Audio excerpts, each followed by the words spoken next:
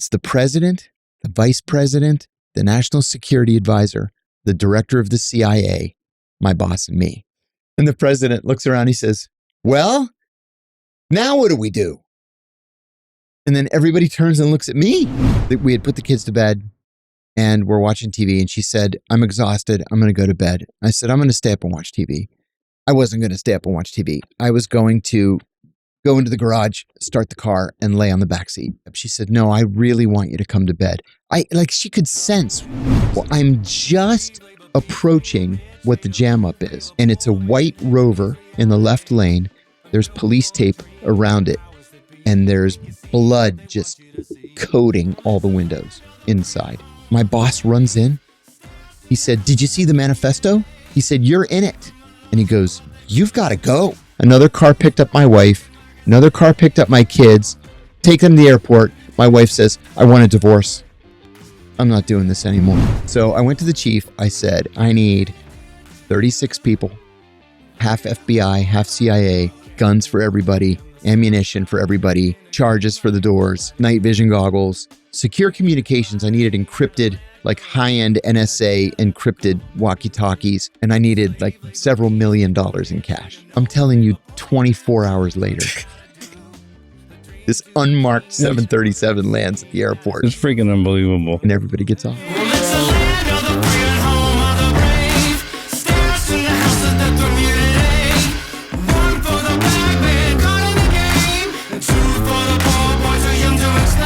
My next guest is a retired undercover CIA officer who, among dozens of other things, played a significant role in Pakistan hunting down Al-Qaeda. He would later become a whistleblower for the 9/11 torture program, which subsequently landed him in prison, albeit under questionable charges. He's an 8-time author, a fellow whiskey sipper. You can find his uncensored stories now on Unified TV, which I'll link below. It may come as no surprise that he's an amazing storyteller. He'll keep you at the edge of your seat at every second. But within those stories, you'll also recognize the commonality between he and us common folk. The most significant aspect of this guest is that he is genuinely a great person. And I'm so honored to have stolen a few hours of his time for this cast. So without further ado, please help me in welcoming my new friend to the T-Cast, Mr. John Kiriakou. We're finding some commonality in people like yourself who have extraordinary stories and experiences and kind of bringing it around to where somebody who normally wouldn't tune in to hear someone, especially somebody who has even a controversial career, right? But, with a whistleblowing aside, just, the CIA automatically gets kind of a rap with some people. But the idea is, again, just to kind of humanize people and make everyone realize how much alike we are, really, even if we're working in thanks for in the the opportunity. Depths.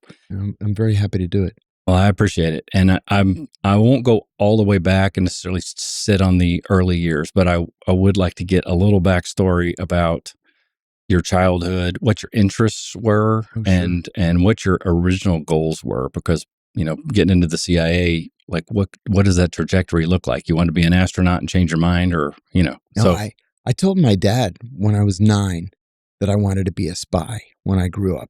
Really? And they thought that was kind of funny. And I remember that Christmas, they bought me a set of walkie-talkies, right? And my brother and I would go all around the neighborhood, spying on the neighbors or whatever. They had the little Morse code thing on the side. Yeah, right. Exactly. Yes. They had a little Morse code thing on the side. Yeah. That's exactly right. That's awesome. Cheap. Like it would say in the box, it's got a 1 mile range. Yeah, it had like 100-foot range. Right.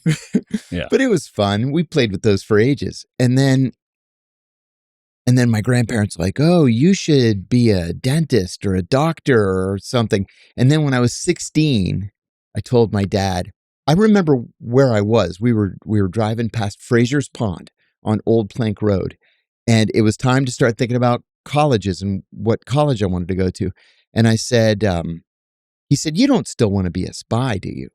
And I said, I do. I want to be a spy, but Dad, I want to be a spy in the Middle East. And he's like, oh my God. Wow. So, really? And at the time, how intense was that of a proclamation? I mean, I meant it. And I'll tell you why I meant it. Because when I was 15, the Iranians raided the American embassy and took our diplomats hostage. Mhm. And I was obsessed with this thing. ABC News created Nightline just to give us an update every single night on what happened that day. That's why Nightline was created, was to give us the daily Really? update on the hostage crisis. And so I would stay up late at night just to see the day's developments in Iran. And then an army recruiter came to school. This is going to sound silly, but he came to the school. High school? High school, Newcastle High School, Newcastle, Pennsylvania. And he said, if anybody comes down just for a conversation, you don't have to promise anything, just come for a conversation, I'll give you a pair of tube socks. Uh-huh. So I said to my dad, Sweet. offhandedly, I said, oh, I'm going to go talk to the army recruiter on Saturday. He said, why? I said, they're giving out free socks. I'm just going to go for the conversation. And my dad was a very gentle, very sweet man.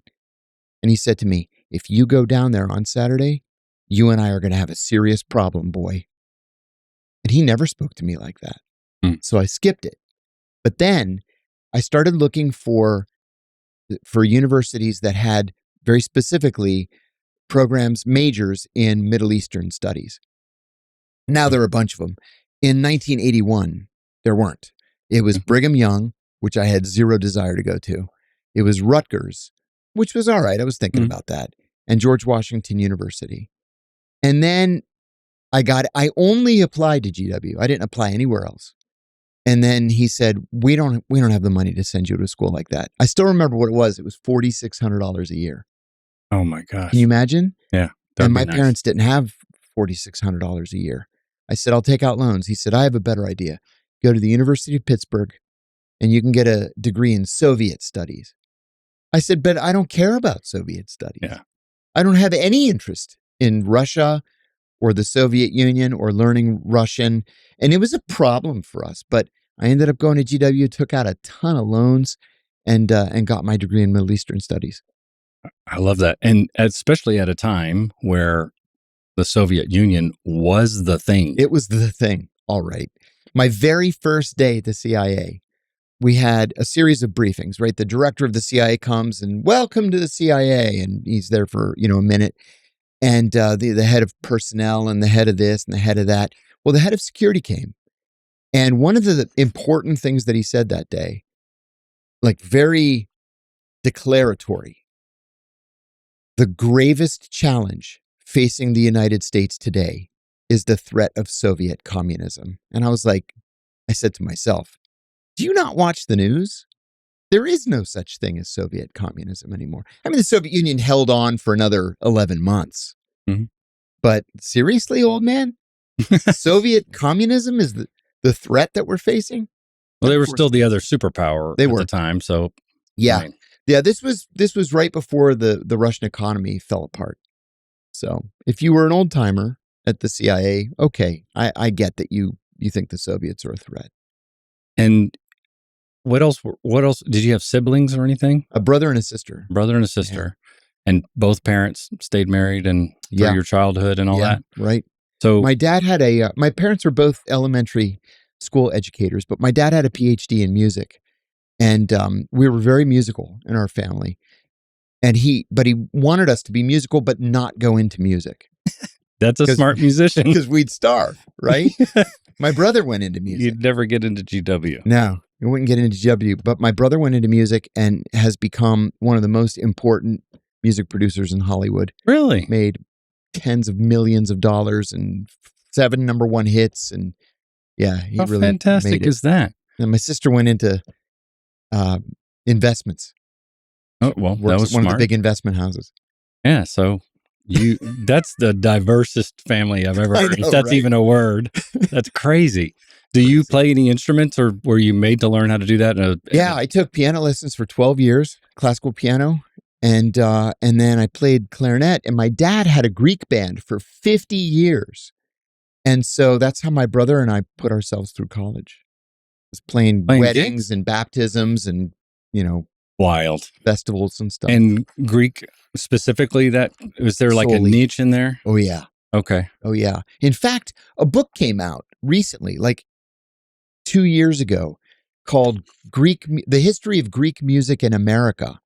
And I was like, oh, what an interesting niche book. And I picked it up and there's a picture of my dad in there. Really? Uh-huh.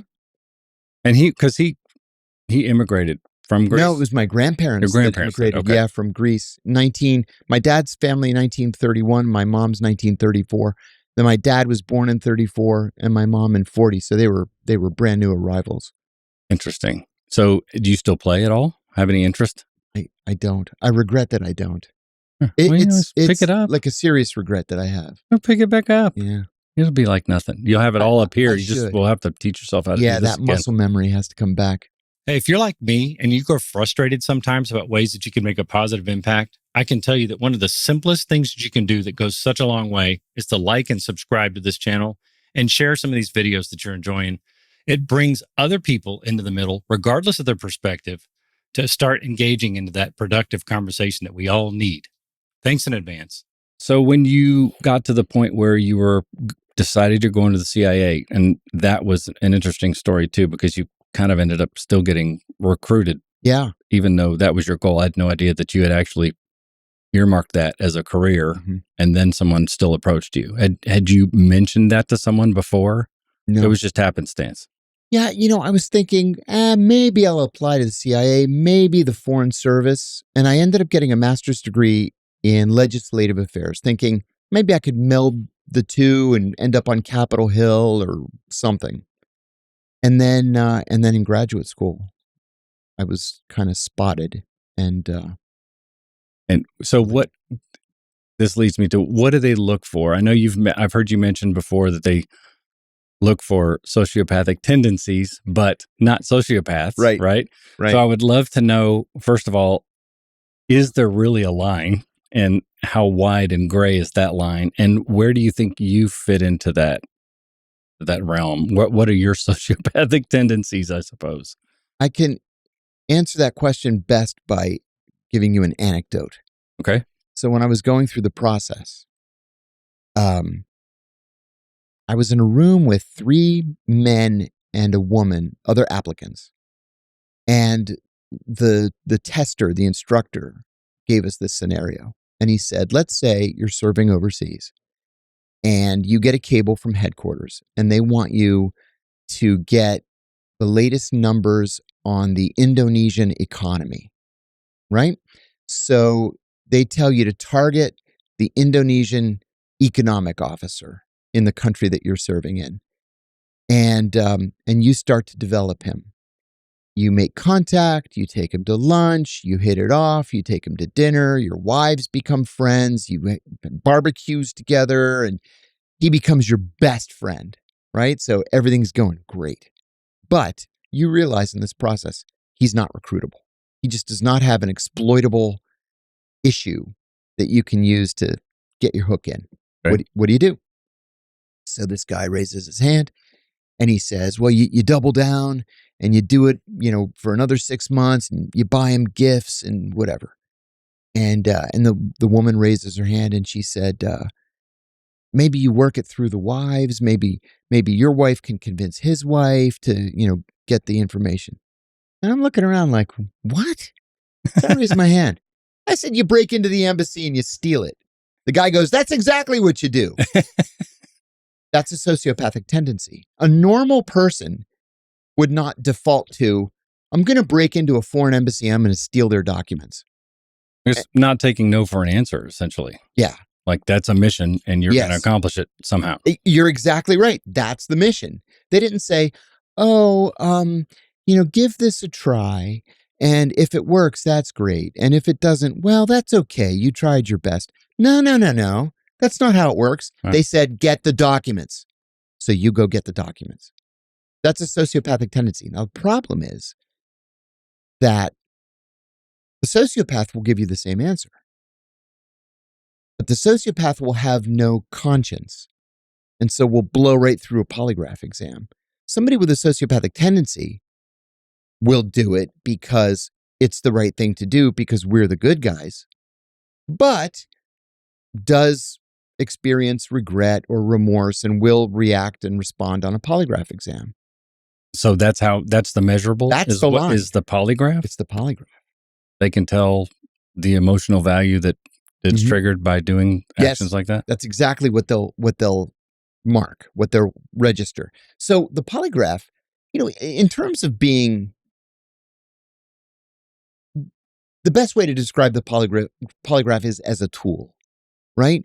The polygraph only measures physiological changes. That's it. It's not a lie detector test. Right. So if you are asked, you're hooked up to a polygraph, and the polygrapher says, "Have you ever stolen anything worth more than $20?" You don't think, "Oh man, if I did that, I would feel so guilty." Wow.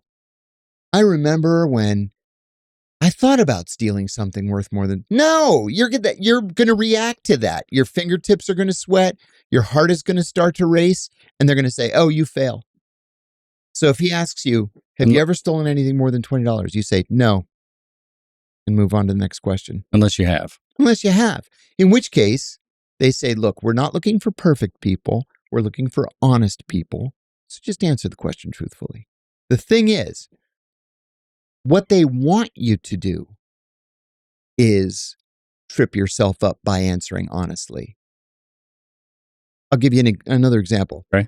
I worked with a guy who was a fantastic operations officer, but he came to operations from polygraphy. He had been there 20 years, just got bored, wanted to do something different. He said to me one time that he had people over the course of 20 years admit to literally every crime that you can imagine, usually because they thought that's what the CIA wanted to hear. Like he had a guy admit to committing a murder outside of Syracuse, New York, because he's like, "Yeah, I want to do black ops, wet work, Oh my gosh. No, yeah, that's not cool." And my buddy's like pressing the emergency button under the table so that the cops can come in and turn this guy over to the FBI. But my example is this. He was polygraphing a CIA employee, a custodian. Even the janitors get polygraphed. Okay. Right? Because they're susceptible to recruitment. They have access. Yeah. Exactly.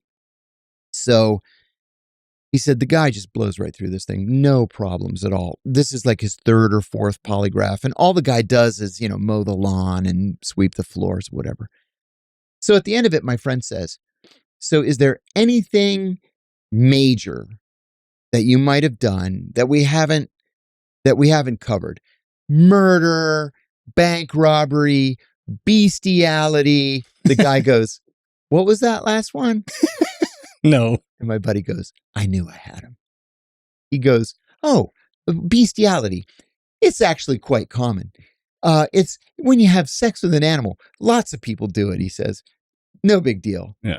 And the guy goes, "I might have done that a couple, 3 times. And my friend's like, he said his heart was racing. Like this is the first bestiality admission he had ever had.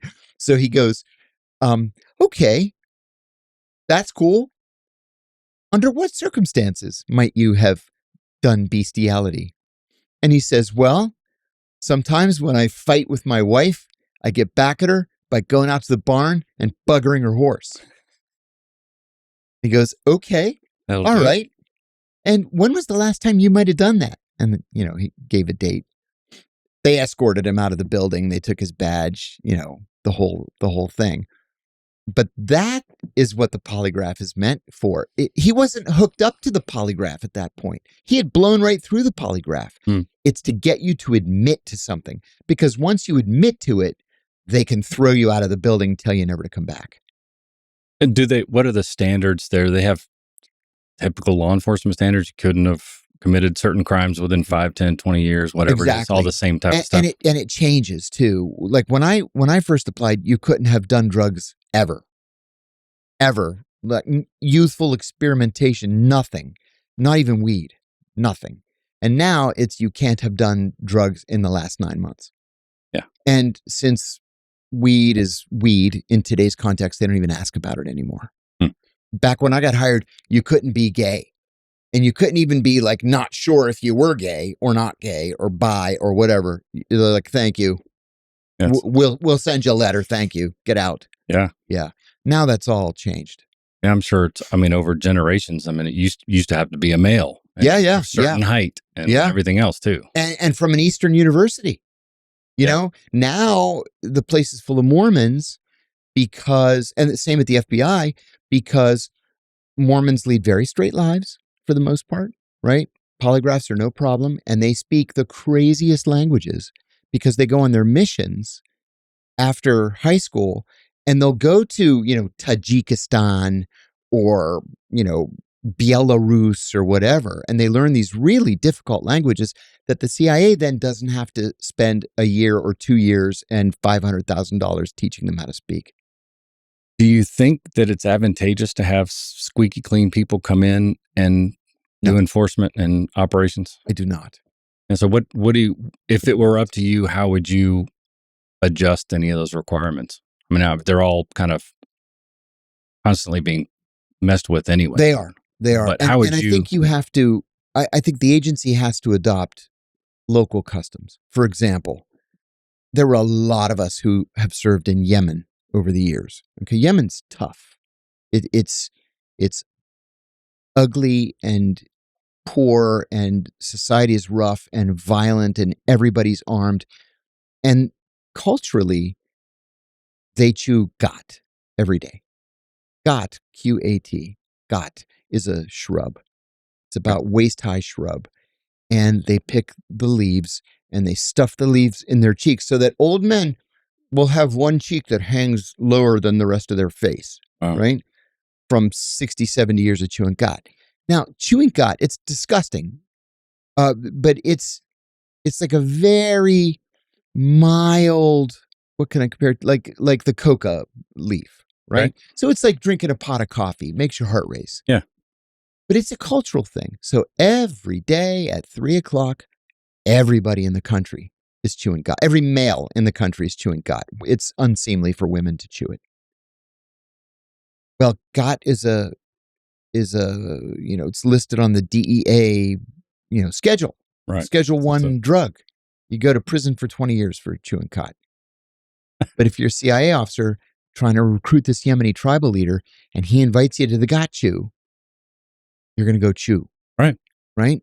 So the CIA had to say, well, okay, if you're an operations officer and you got to chew gat, go ahead and chew the gat. They need to do more of that. They need to attract more people who are willing to push the bounds without lapsing into illegality here in the United States. And let me explain that. Right. Yeah. I still believe that for the most part, we are the good guys, right?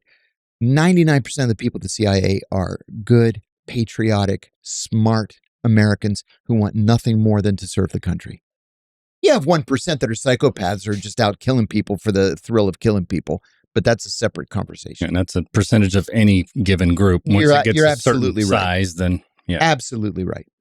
So the squeaky clean people are going to have trouble adjusting to a life of breaking the law. Your job as an ops officer is to go overseas and break the law. Sometimes lots of laws. I mean, already you're committing espionage. From the moment you land in the country, you're committing espionage. Because at the very least, you're conspiring to violate the national security laws of that country. That's what you've been hired to do. Just because of who you are. Just because of who you are. You're undercover, which is, a lie. You're living a lie, which is also espionage. And in many cases, you're trying to convince people to commit treason. Now, treason in most countries, or not most, in many countries, is a death penalty charge. And your job is to get them to do that, to risk death because they love you so much. I mentioned that Indonesian, that fake Indonesian diplomat. Well, you want to convince somebody that you are their best friend, right? Their best friend. And you do all these different things together and you vacation together and your wives are friends and your kids are friends. And then you say, buddy, you know how I feel about you. I think you're great and you're my best friend. And we have such a good time together. Do you mind giving me a peek at the plans for that new Russian tank? I'd really appreciate it. It would mean a lot to me. And my boss is such a dick. It would really help me out at work. maybe I'll just take a screenshot of the plans for the new Russian tank. Could you do that for me? It'll only take a minute. That's a cold call almost, right? I mean, at some point you got to just spill the beans, right? Is that how it works at some point? At some point you do have to spill the beans. In almost every recruitment pitch, it's called breaking cover. You have to be honest with the guy. You have to say, look, and this breaks my heart because I haven't been honest with you, but because we're so close, you're like my brother. I have to be honest with you. And I have to tell you, I'm actually in the CIA. I hope you're cool with that. And by then, most of them have figured it out. Sensed it. So. Like, where are you getting all this money? Number one, we have practically unlimited budgets at the CIA. I recruited a guy once. He told me, I have to think of how to word this so that I don't get yourself backed up in this. He told me that he absolutely loved the skyline of this city that we were serving in. He's like, this is the most beautiful city in the world. The skyline, it just takes my breath away. So I was like, oh, me too. I love the skyline. It's amazing. And I got us a helicopter tour of the skyline. You would have thought I'd given him a pot of gold or something. Like nobody had ever done anything like that for him. Yeah. And then in a conversation one time, he said that his dad, when he was a little kid, his dad taught him how to fish. And so, wherever he was, he would go to a river or stream. And yeah, did you ever do deep sea fishing for marlin? And I plunked down $5,000 and took him out on a Saturday, and he caught a friggin' marlin with a sword out, 6 feet long. He cried when he caught that marlin. He was so happy. Where am I getting all this money? I mean, American diplomats are paid better than most, but there's a limit. Yeah. We had a big kerfuffle with an ally back in the 90s. It took us more than a decade to recover from it because a first tour officer took out a diplomat from that country, from their foreign ministry, to lunch and ordered a $2,000 bottle of wine. And the guy immediately reported it to their version of the FBI. Next thing you know, everybody's getting expelled, and he just overstepped, right? He just went too far. Right off the bat, right. $2,000 bottle of wine. Yeah, it's almost like graft in these other countries. You give them, you have to know how much to give them to get where you're going, or if it's too much, then something else is up, right? In Greece, they call it the fakelaki, which means a little envelope. Now, that little envelope can have 10 euros in it or 100. You don't want to put 20,000 in it. That can come later, depending on what you do for me. But yeah, you have to be aware of where you are, what stage you're on in the relationship. And how do you figure out where to start? Is that just assimilating how do you take time to assimilate in the culture? What kind of training do you get, or are you giving it to yourself? That's a great question. You get some training, not a ton. Most of the training is in language. And you're expected to be, you went to college, you probably went to graduate school, you probably traveled to a couple dozen countries before you joined the CIA because you love travel, you love international affairs. So they trust that you aren't going to be an idiot. So let's say I lived in, Pakistan. What I'm going to do to start is invite people to lunch. It's totally normal and non-threatening. So we go to lunch, and lunch is going to cost me $5 or $10. I'm not going to throw all kinds of money at you right off the bat.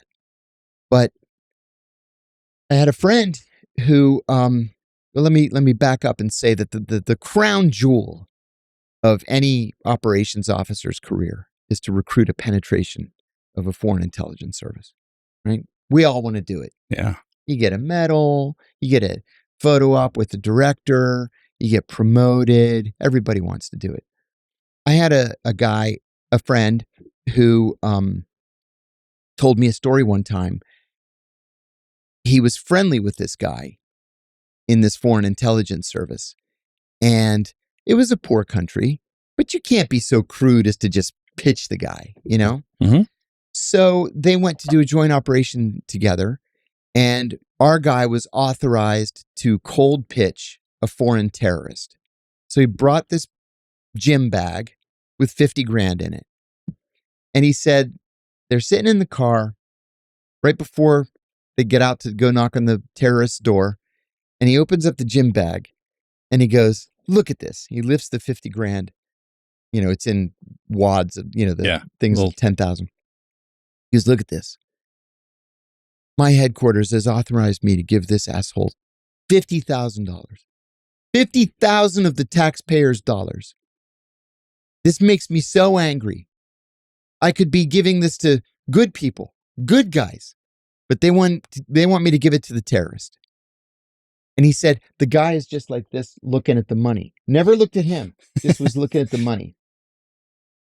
And he's like, this makes me so angry. But our problem is we have so much money. We just don't know what to do with it. So they go, they make the cold pitch. The guy tells them to screw off. They grab him, they cuff him, take him away. He wouldn't take the money. But the next day, the liaison officer calls and says, hey, can we meet for dinner and not tell anybody? Brilliant. Mm-hmm. So that's the slyest cold pitch I've ever heard, because that's exactly what it was. Essentially pitching to the guy with him, right? Mm-hmm. Sure. He knew exactly what he was doing. Yes. Uh-huh. Yeah. So cold pitching would be typically a terrible idea. Terrible idea. Other than in exigent circumstances. Yeah. Most people go through their entire careers and never do a cold pitch because they don't work. Yeah. For the most part. Unless they're just so incentivized by the money. Mm-hmm. But that's possible though too, that you can get so much money, you could pay them a significant amount and give them asylum somewhere or whatever. Is that you could set them up that way? You want to not raise the asylum issue just because they're more valuable working in place. See, if it becomes so dangerous that they have to be resettled, then of course, yes, you can talk about asylum or resettlement in whatever country you want to go to. Mm-hmm. And you don't have to take money. You can have the money, deposited in an account in any country you want. You can have it in diamonds. You can have it in gold. You can have it in Bitcoin. You can do whatever you want. It makes no difference how you receive it. You just agree to receive it. Yeah. And during so you started actually not as an operations person, so an analyst. And I assume that was still fulfilling, or did you go into operations because I got bored? You aspired to go do something else. I got bored. I started in analysis, which was a lot of fun in the beginning. My very first day at the agency, at the lunch break, we met our new bosses. And my boss said, so we're putting you on Iraq and Kuwait. And I said, okay. All right, that's cool. And he said, well, listen, we're putting you on Iraq and Kuwait because nothing ever happens there. It's the same cabinet since 1968, right? Sometimes we go days without receiving a single cable. But, and this is exactly what he said to me, but you learn the tradecraft, you learn the writing style, and in a year, you can transfer onto something more interesting, like Romania. Yes. And I said, okay. And you knocked on wood super hard. And 8 months later, just as I got to a point where I really knew what I was doing, Iraq invaded Kuwait. One of the old timers came up to me the night before. We had predicted a month before Iraq was going to invade Kuwait. So there was this. We were arguing amongst ourselves. Yeah, it's going to happen. No, it's not going to happen. Yeah, they're just going to take this little sliver of sand because there's oil there. So we ended up, one of us, I don't even remember who it was, said, why don't we just send a cable to the defense attaché in Baghdad and ask him just to drive down there and tell us what he's seeing. So we sent a cable. Hey, could you do us a favor? Just drive down to the border and just tell us what you're seeing down there. He drives down, drives back, writes us a cable, and says, literally the entire Iraqi military is driving to Kuwait. Which was a big military. Yeah. You don't use and it was one of the biggest in the Middle East. Yeah. You don't send your entire military to take a sliver. No. So we wrote a paper on June the 30th 1990, saying Iraq was going to invade Kuwait. And then the night before the invasion, we were like, yeah, it's going to happen tonight. Tonight's the night. Really? It got that refined. Oh, yeah. And one of the old timers came up to me and said, I don't think you fully appreciate the import of what's happening right now. I thought I did, but I didn't. He said, it's not at all unusual for the countries that we cover to go to war, but it's highly unusual for the countries we cover to go to war with us. And that's what this is. And the next day, I got up early because I knew it was going to happen. And sure enough, turn on the radio, 6 a.m., 5 a.m., whatever it was, Iraq invaded Kuwait, took the entire country, and they're killing everybody. So I get to the office before 7. It was early. And my boss said, don't take your jacket off. We're going to the White House. I had never been to the White House before, except as a tourist. Yeah. So car picks us up. We go to the White House. This Marine escorts us into the Oval Office. Mind you, I'm 25 years old. It's awesome. It's the president, the vice president, the national security advisor, the director of the CIA, my boss, and me. So we're standing there, and then like there's a very specific seating arrangement in something like this. I'm sure you'd walk in and just wait to be told, right? And that's exactly what I did. I just stood there and I didn't say a word and I waited to be told. So my boss and I were put on the couch. The president and the vice president sat in these two nice wingback chairs. And then the national security advisor and the CIA director were in like slightly less comfortable chairs. And the president looks around, he says, well, now what do we do? And then everybody turns and looks at me. And I'm looking at the president like, and I didn't say anything. It took me a second. And I said, well, Mr. President, Iraqi forces crossed the border at 2 a.m., our time, and they announced the overthrow of the Kuwaiti government, and they installed a new puppet regime headed by Dr. Ahmed Khatib. We know a lot about Ahmed Khatib. He finished medical school at the American University of Beirut, and his college roommate was George Habash. Together, they formed the Popular Front for the Liberation of Palestine. And the vice president goes, Jesus Christ, like that. And the president's like, so what do we do? Well, it wasn't my position to tell anybody what to do. But later that afternoon, something that has become famous happened. Margaret Thatcher called him.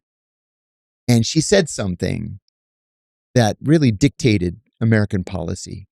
She said famously, now's not the time to go wobbly, George. And so the next thing you know, we sent 565,000 troops and 6 carrier battle groups to the Persian Gulf, and we liberated Kuwait. But then that kind of made me a star. Yeah, you were the guy. I was the guy. And so it was great for a few years. I decided it was time to move on. I applied for a State Department position in Bahrain, also in the Middle East, covering Iraq. I went to Arabic language school for a year. My Arabic was absolutely perfect. And I was the ambassador's translator for the next 2 years. Wow. Yeah, it was great. And then I came back thinking, okay, now it's going to be something really great. And they put me back on Iraq again. So I did that for another year and a half. And it was clear to me that Bill Clinton was not serious about doing anything. It was like, you better not cross this line or we're going to put more sanctions. And then he crosses the line and we put more sanctions. Then, well, you better not cross this new line. Right. And I'm like, come on, I got to get out of here. So I decided to do something completely different. And I made a highly unusual switch into counterterrorism operations. Which, how difficult was that? I mean, that's, like you said, it's atypical to. It was very atypical. Yeah, it's still atypical. But when I applied for the job, I was very honest. I said, I speak fluent Greek and fluent Arabic, but I don't have any experience in operations at all. And the guy who was the hiring authority said, Well, it's a lot cheaper and a lot easier to take a linguist and teach him operations than it is to take an operations officer and teach him how to speak Greek and Arabic. That's smart. Mm-hmm.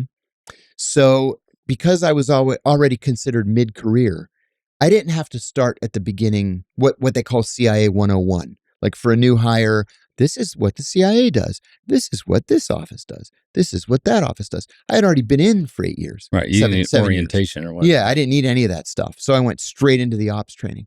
And the ops training was more fun than I've ever had in my life doing anything.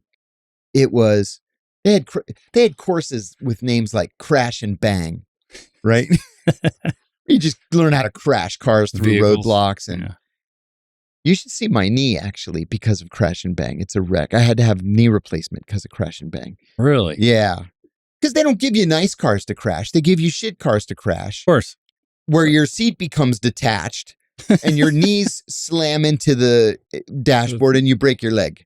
Oh, my God. Yeah. Well, and you're not going to be driving fancy vehicles anyway when you actually need to use it either. That's right. So that's probably why they do it. That's right.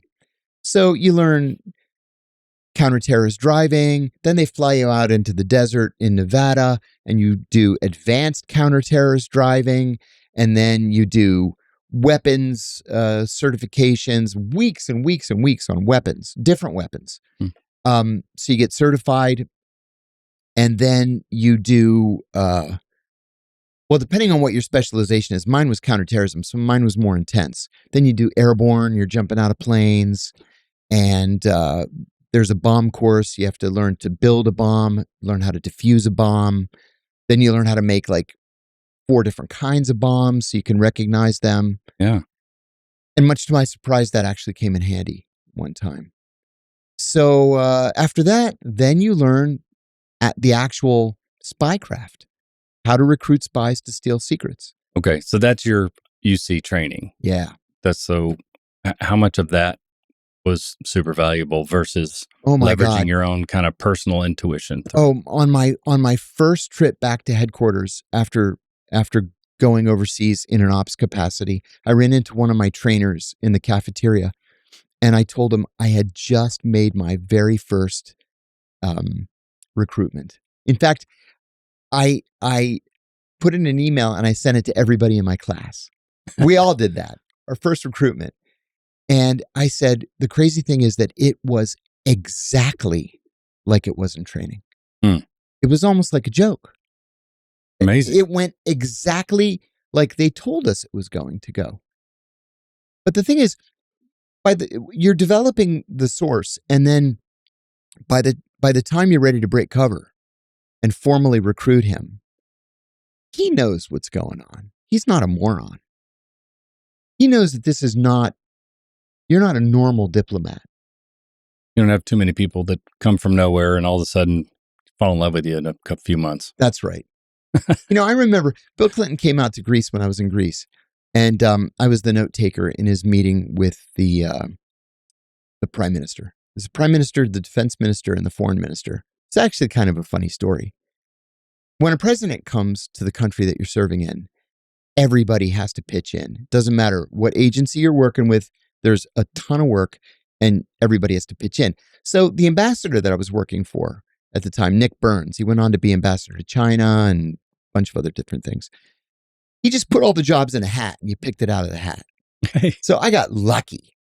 And my job was to take notes in the president's meeting with the Greeks.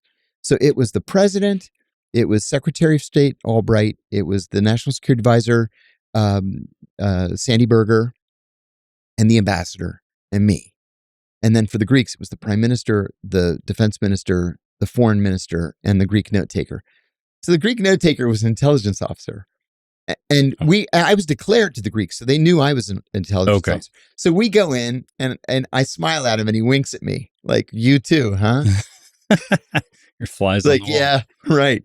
So we go in, and Clinton, he was the sweetest guy in the world. He truly was. But he says to the Greeks, can I offer you something to eat? There was a table off to the side that was just completely covered in food, like a buffet, and juices and coffee and tea and water and all kinds of stuff. And he says, may I offer you something? And the prime minister says, no, thank you. The defense minister, no, none of them want anything. He goes around the room. He comes to me and he goes like this. May I offer you something to eat? And I said, oh, no, thank you, Mr. President. I'm fine. And he goes, are you with me? And I said, yes, sir, I'm with you. And he said, I'm sorry, I thought you were Greek. And I said, I kind of am, but I'm not really. I'm with you. Long story. Yeah. Just move on. So I took the notes.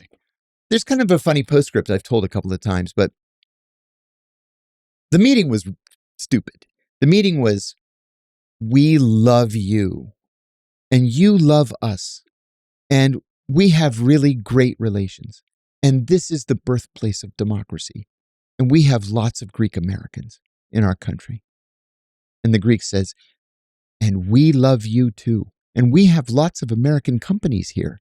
And we would like to have more American companies here. And then they get up and they shake hands and Clinton hugs them. And photo op. Yeah. It was a ridiculous waste of time. The big pandering session. So the Greeks get up and leave. Now we're on the top floor of the Intercontinental Hotel. The presidential suite takes the whole floor. So Clinton and Berger walk out together. Albright and the ambassador walk out together. And then I walk out. So again, my job is to keep my mouth shut and just stand there until somebody asks me to do something. So I'm just standing against the wall. I'm about 3 feet away from Clinton and Berger. They finish their conversation and Berger drifts over to Albright and Burns. So Clinton's just standing there and I'm standing there and we're looking at each other. So just then at the end of the hall, the elevator door opens and Hillary gets off with Chelsea and she's got this puss on, right? This is right after the Lewinsky scandal, like months after. And she's got this look.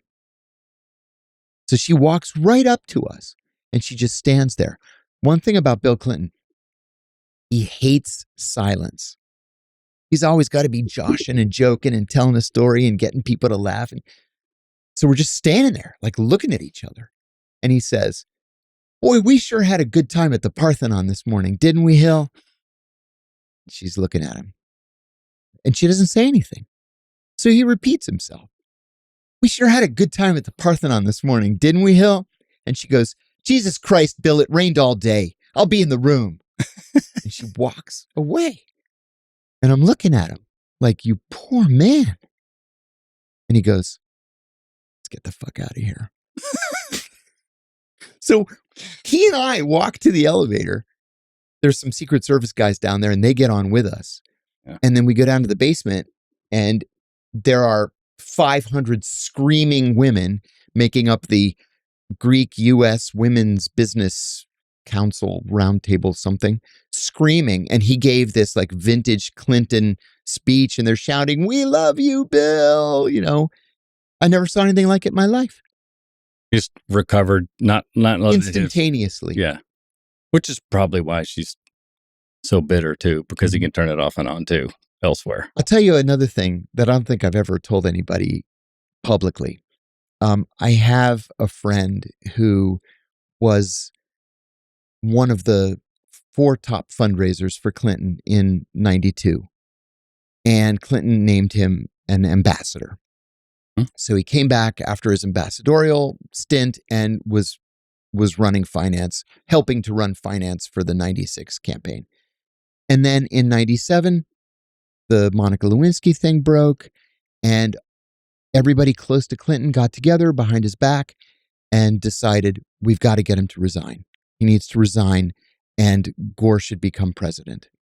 So they asked Clinton to meet them at the Willard Hotel, just a block from the White House, and they're gonna lay it on him. He's got to resign.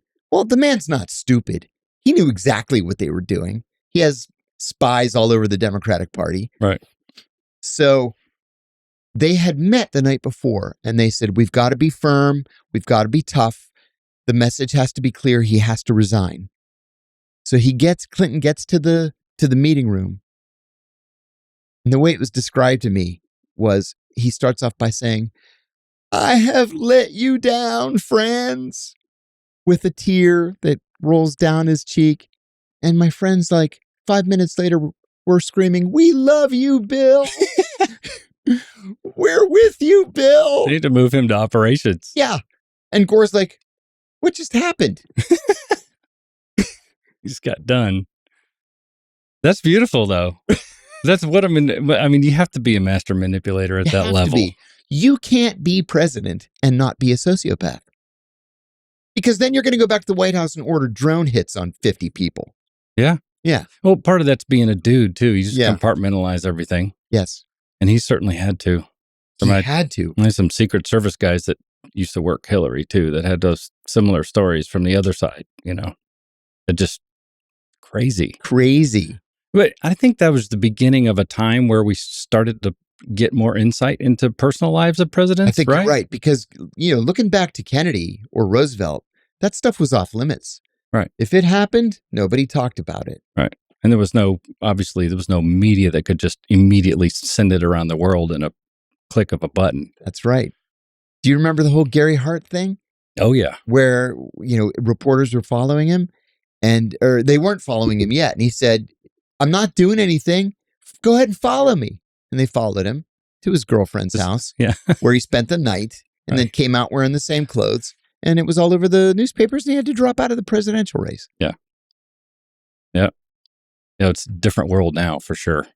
Sure is. But I still don't know how you're going to get a politician that everybody truly likes to get through that process without thinking it's bullshit, like you said. You're absolutely right. I've been in Washington a long time. I came here the week after I turned 18 to go to college. And I've been here for the most part ever since, except for, serving overseas. And then I kind of had a 2-year sabbatical off to the side, which we can get to later. Yes. But I've been in Washington for 43 years now. And back then, Democrats and Republicans lived in the same group houses together up on Capitol Hill, and they'd play poker on Fridays. They'd go to church on Sundays, and, everybody was friends. And now they don't even speak to each other. They plot against each other, and they censure each other and impeach each other. And what happened? I don't know. It's rubbed off to the public too. Mm-hmm. Where the sentiment is the same way at every level. It really is. The shame. And I'm not seeing how we turn it around. I was going to ask you. Not unless there becomes a viable third party. Yeah. I don't know. But a third party meaning not a Republican or Democrat, or a third party within one of those parties. I struggle with this. I say in my first book, I was being the operative word. I was a third generation Democrat, right? Mm-hmm. My grandparents came here during the Depression. To hear my grandfather tell it, Franklin Roosevelt was practically waiting there at Ellis Island to give him a passport and a job at the steel mill in Pittsburgh. And, we've been Americans ever since. Yeah. He had a framed picture of Roosevelt on the TV till the day he died. I have it in my den. Oh. But I'm not a Democrat now, and I never will be a Democrat ever again. When I got out of prison in 2015, Gary Johnson, who also used to be a Republican, he was the governor of New Mexico. Gary was the Libertarian Party's candidate for president, and he asked me if I would campaign with him. And so I thought, you know what? I like these libertarians. I like them. They're good people, and we have a lot of the same ideas that, and I'm going to come right out and say it. Ronald Reagan was right when he said that government is the problem. It's not the solution to the problem. So I approach libertarianism from the left. Others approach libertarianism from the right, but we meet at a certain point. Mm-hmm. And so, this year, for the first time in decades, more Americans have described themselves as independents than as Democrats or Republicans. There really is a need for a viable third party, whether it's one that already exists, like the Libertarians or the Greens, or whatever they're calling it now, the Unity Party, or I forget what the name of it is now, that Ross Perot started, the Reform Party, mm-hmm. or one in the center, which I'm not really comfortable with, because I think already we've got We've got a right of center party, and then we have a farther right of center party. Right. Exactly. That's my view. And more than likely, I think the first step to getting there is having somebody drop from one of those primary parties into the middle. That is the key right there. Yeah. Somebody with the guts to say, look, this system we have isn't working. You know, I have a book coming out that tangentially talks about politics of the 19th century. Around the time of the end of the Civil War, there were 6 different parties in Congress at the end of the Civil War. 6 different parties. Solomon P. Chase, who had been one of Lincoln's cabinet members, he was the Secretary of the Treasury, former governor of Ohio. He had been a Democrat. He had been a Republican. He had been an anti-slavery Democrat. And then he joined 3 other parties after Lincoln was killed. Every time he would disagree with a policy of the party, he would just jump to another party. And that was quite common back then. Was it better that way, though? It seems like pad jumping might be just as problematic. You know, on the one hand, you raised an important point. On the one hand, it makes me think, no, it's better because you keep the honest people honest and you make sure that they're representative of what the American people want. On the other hand, look at countries like Italy or Israel that have, you know, a dozen parties represented where nobody can ever get the majority. And so you have to look at Israel, where Benjamin Netanyahu has put together a government that includes in the most important ministerial levels, senior most ministerial levels, 2 men who have been convicted of hate crime felonies. What's up with that? Yeah. You know? So that's the bad thing about multiple Yeah, and there's parties. probably no absolutes anyway, especially in politics. No. The Greeks have a nice, I'm biased because I'm Greek, but the Greeks have a system that works. They had, until like 10 years ago, a multi-party parliamentary democracy. And so it was just impossible to get a majority. And then you have to deal with the communists or the fascists or whatever, and that's just not workable. So they passed this law that whatever party you get proportional representation, but whatever party comes in first gets an extra 50 seats in the 300-seat parliament. All right. And it's worked. They've had socialist governments, they've had capitalist governments, and it works. And you end up with the majority And you end up with in the majority. leadership too. Yeah. Exactly. Oh, that's interesting. Mm-hmm. Well, all right. So we get back to your operations now. Operations. I went on a tangent, and I appreciate that. That's my fault. I do it all it's the actually time. no, it's wonderful because those were like some of my extra questions. Anyway, okay. I'd love to hear some of your philosophical or solutions or whatever. So I love it. Thank I you. appreciate it. You had, once you hit operations, you had some hits put out on you more than once. More than once. Do you have any stories like that? I think I've heard about the one in Pakistan. You had a double agent or something, or you don't have to tell the same ones. Yeah. Talk about those and how did you handle those? I just got back from Greece 2 days ago. I go frequently to speak and meet, and I've become kind of famous in Greece for my whistleblowing. As you are here, sir. No, thank you. That's for sure not all it's cracked up to be, I'll tell you. But in Greece, that was the first time I ever had somebody try to kill me. And I didn't even realize that there was this operation underway, which I still shake my head over because I took my training very, very seriously. I became a surveillance detection instructor at the CIA. And I didn't spot the surveillance. And so I'd been working against this group called Revolutionary Organization 17 November. They had killed 27 people, including the CIA station chief, 2 U.S. defense attachés, the Turkish ambassador, the Turkish deputy ambassador, the minister of finance, the minister of communication, the governor of the central bank. Murderous, bloodthirsty organization of the extreme communist left. They weren't associated with the Communist Party because the communists were far too, right wing for them. Okay. So, this was the group I was there to work against. And I didn't realize that they knew who I was and were working against me. Mm. So in January of 2000, I had already been there for a year and a half. A new British defense attaché arrived. Brigadier General Stephen Saunders. Steve was an awesome guy. Great sense of humor, great storyteller, just a good time Charlie, right? He was at every party. He was a media whore. He was on TV all the time. Ate it up, yeah. He ate it up. Lovely wife, 2 little girls.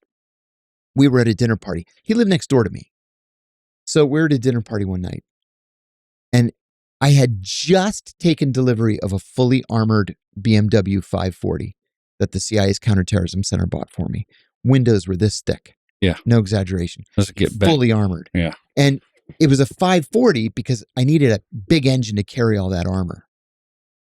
We couldn't even insure this car because it was the first 540 in Greece. We had to insure it through a German company. Oh. So we're at a dinner party that night and he's making fun of me, jokingly. And he says, "You Americans, you're so paranoid about security." He goes, "This is an EU country. It's a NATO country. What are you so worried about?" Ha ha ha. Everybody laughs. Mm-hmm. And I said, "You Brits, you live in a dream world if you think because they have palm trees and pretty beaches that they're not going to kill you if they have the opportunity. If they have the chance, they're going to kill you." Mm-hmm. Ha ha. We all laughed again.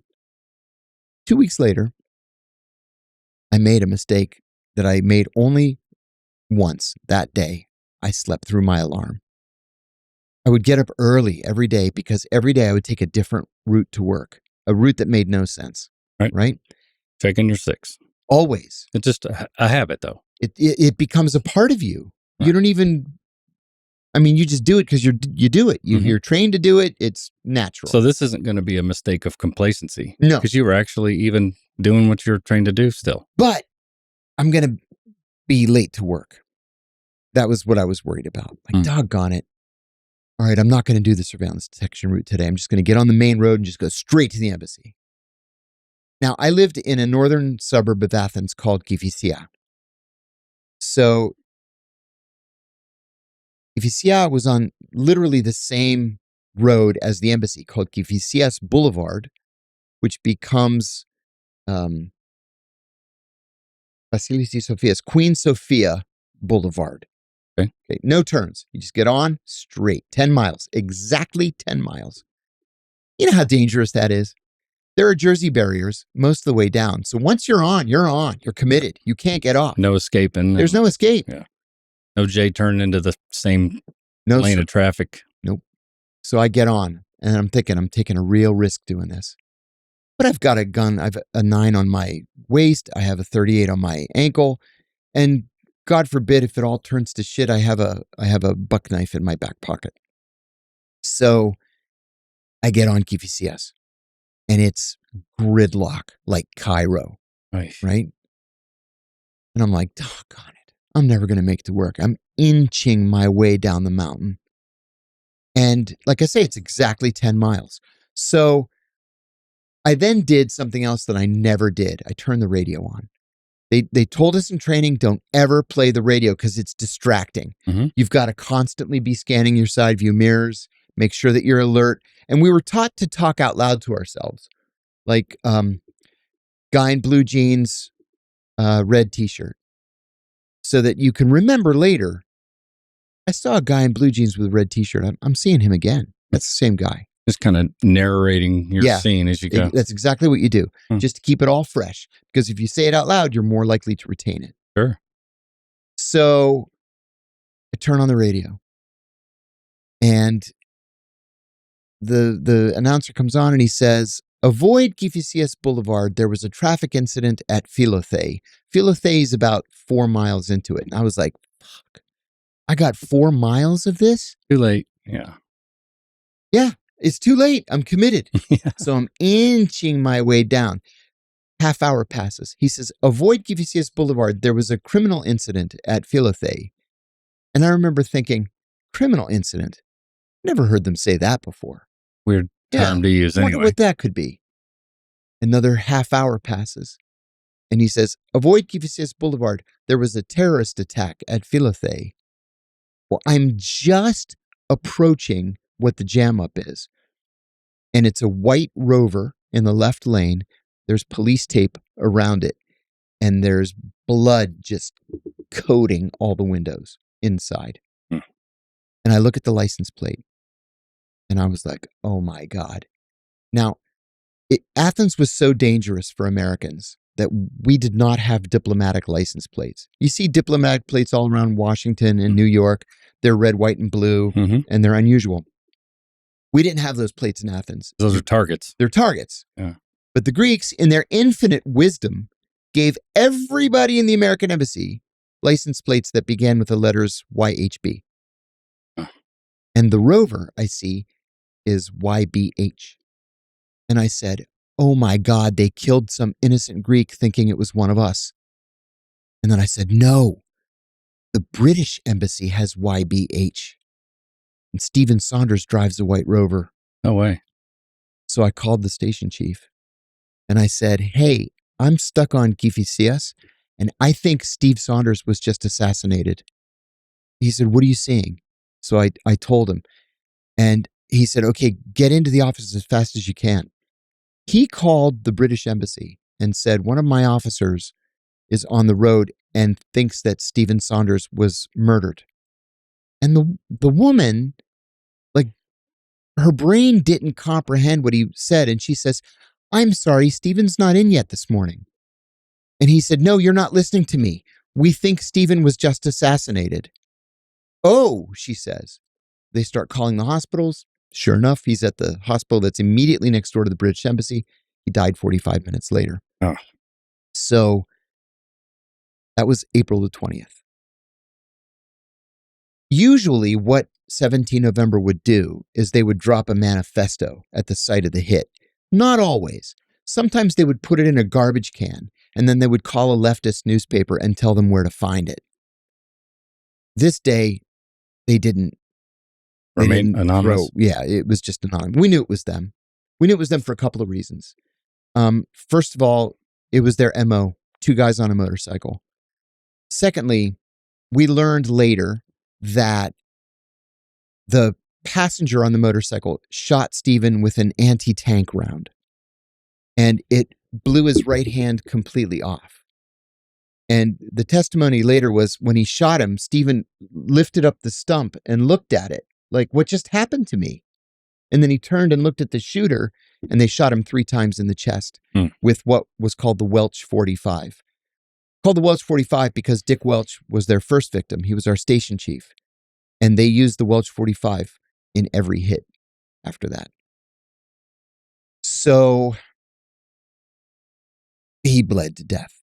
A taxi driver pulled him out of the car and rushed him to the hospital. That's how he got to the hospital. But the car was just soaked in blood, and he didn't have a chance. Anyway,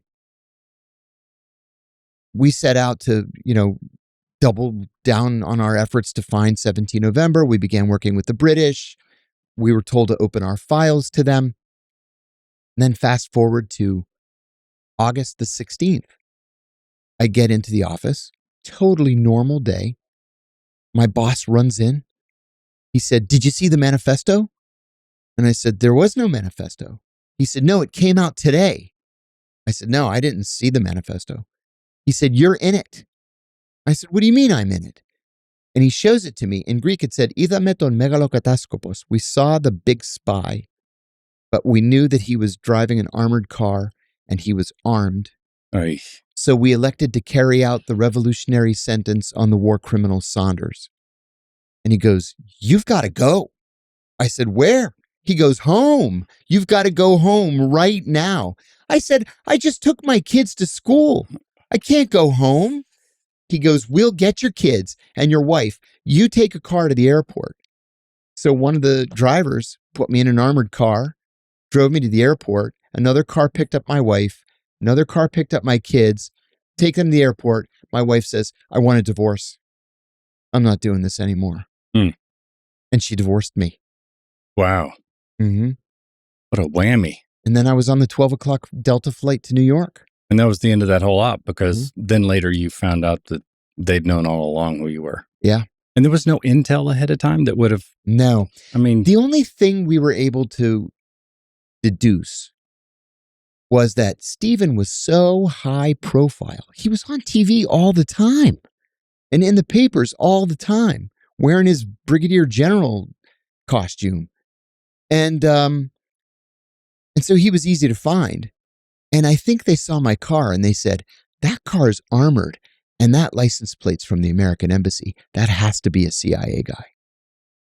I think that's how they got me. Or they could have been in the room when you were having that laughable conversation. They very well could have been. Dudes. They sure could have been. Wow, that's wild. Man, you're lucky. I was very lucky. That's the worst situation to ever be in, is to be out working, not knowing that you're made. Yeah. Is that the only time that you felt like you were already made without you being aware? Yes. Maybe. I mean, other than, towards the end when you were pulling triggers anyway or something, right? At some point they find out, but... Yeah. The second time was more complicated. The first time they could have gotten me and I'd have never seen it coming. My mom and dad came to visit about a week after Stephen was killed. And my boys were little at the time. They were 7 and 4. And I took a picture of my mom. She's kneeling down and she has her arms around the boys' shoulders. And so I knelt down and I took the picture. It's in front of my house. But in the background of the picture, there's a man in a red Toyota and he's looking right at the camera. And so I sent it in after the fact. And I said, can we run these plates? And the plates came back stolen. Oh, yeah. Yeah. That's part of that's a new movie script for you. That's got to be a good opening scene right there. This happened 25 years ago. Yeah. And still, I think about it all the time. Especially with your family involved. That's a little worse, a little more closer to home. Yeah. So do you do anything now to protect yourself now that you're retired? Is there any kind of standard protocol other than checking your sixes? And that's checking the sixes. I'm the most self-aware driver that's out there. Yeah. But that's all you can do, really. Well, and I'll tell you, that's all you can do. I taught a course for George Washington University in surveillance and surveillance detection. It was a summer course in this intelligence studies program. So on the very first day, I said, we're going to walk slow motion through a surveillance detection course. And here in DC, there's a small bridge called the P Street Bridge, which connects DuPont Circle with Georgetown. And it's the perfect bridge for an SDR because it's called a funnel. You can only get from DuPont Circle to Georgetown by crossing the P Street Bridge. Okay. It goes over the Rock Creek. And so I walked them up to DuPont Circle. We did a cover stop. It had a back exit. We went out the back exit. We looped around. We crossed the P Street Bridge. So when we crossed the bridge, I stopped everybody and I said, now, the reason we did this is because we funneled our surveillance by forcing them to cross the bridge with us. So if we were under surveillance, our surveillant would have had to be right behind us, like this woman right here, sitting in the car. I said, nobody sits in the car and reads a newspaper. That's just in the movies. And this woman followed us. If any of you were paying attention, she followed us from DuPont Circle, and now here she is at the end of the P Street Bridge. So if I were overseas, I would call that confirmed surveillance. An hour later, my lawyer calls me and he says, the FBI said that you are acting strangely as though you're doing a surveillance detection route. And I said, tell the FBI that I spotted their surveillance. And so did a bunch of 18-year-olds who have never done surveillance detection before. Morons. Oh my gosh. Yeah. And well, we'll jump in the gun if we find out why that was happening, right? Right. So, okay. So you get to the point where you're working operations, and how do you end up in Pakistan that leads to Abu Zubaydah and all that, Right. the arrests, and you're going to have to like kind of set the tone a little bit about what era this is and how you ended up in Pakistan. But this is while you're in operations, Yep. and this kind of leads to your whole famous/infamous ride. Yeah. Right. That's right. So I'm curious about how you got there, and then I'm fascinated by the expeditious operation and the exigent resources that were just thrown there. I mean, you make it sound easy, like, hey, I need millions of this and this and this. So I'm really fascinated. Yes, I'm fascinated with that. I mean, it's like you whip over that point sometimes when you tell that story of like, wait a minute. It makes you want to say, God bless America. Yes, yeah. I mean that seriously. For sure. So the entire agency changed on 9/11. It'll never go back to what it was. I worked for a deputy director whose mantra was that the job of the CIA is to recruit spies to steal secrets and to analyze those secrets to allow our policymakers to make the best informed policy. Life should be so simple. Right? Yeah. Because it all changed on September 11th, and we became a paramilitary organization. Necessarily so. 25 years later, no, not so much. But, on September 12th, 2001, we had work to do. Mm-hmm. So that summer, I had been working with a contractor named Billy Waugh. Billy was like 70, 72, 73 years old. Legendary, bona fide American hero. He had 17 Purple Hearts. Good Lord. World War II, Korea, and Vietnam. That was one short of the record. And I said to him, Billy, that has to be some kind of record. 17 Purple Hearts. And he goes, there's some sorry-ass son of a bitch from North Carolina has 18. He had the filthiest mouth. We were in the Middle East together. We were training Middle Eastern intelligence services and how to do counterterrorism operations. And the head of this Middle Eastern service came to me and he said, you're a very nice man. I said, thank you, Excellency. And he says, but please tell Billy, no F, no GD. We're Muslims. I said, I've tried, Excellency. Yeah. I've tried. He won't listen to me. Yeah. At that age. Yeah, he's not going to change. I'm done. So September 11th comes, like everybody else in the building, quite literally, I volunteer to go to Afghanistan and do whatever they want me to do. Anything. Mm-hmm. And I kept saying, I speak Arabic. I speak Arabic. I speak Arabic. There were only 16 people in the CIA that spoke Arabic. 16. So, like, why am I not being flown to... All of you should go. Yeah, exactly. Yeah. Nothing.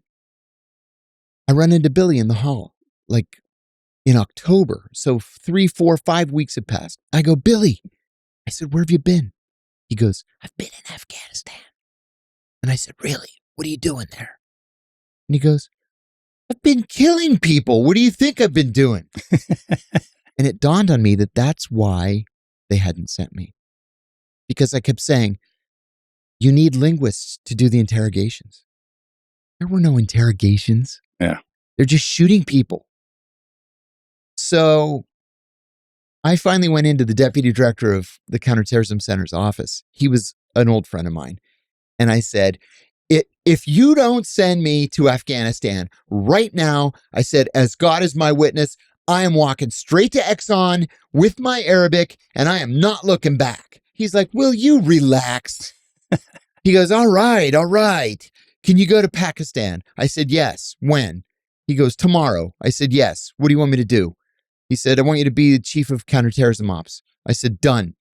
So I go back to my office, called my girlfriend. She was a senior CIA officer up a couple floors. She became my wife. I said, I got to go to Pakistan tomorrow.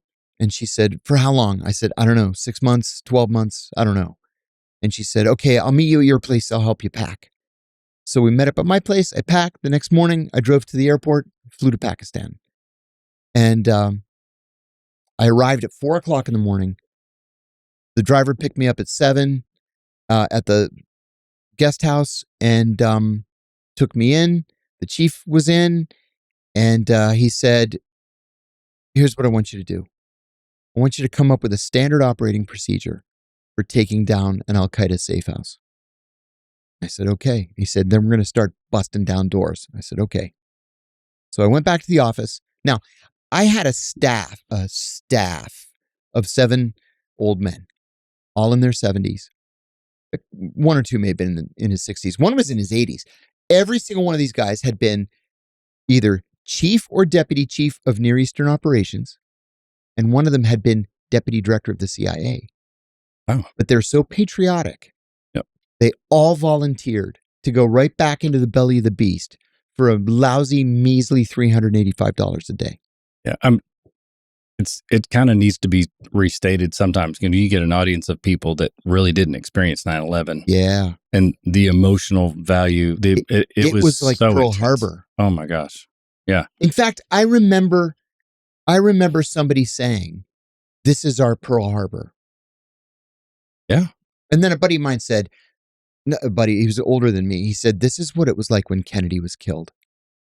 Like, just so we understand, we grasp the severity of what's happening. I mean, everybody in the whole United States joined hands. I mean, everybody in the United States. You haven't seen it since.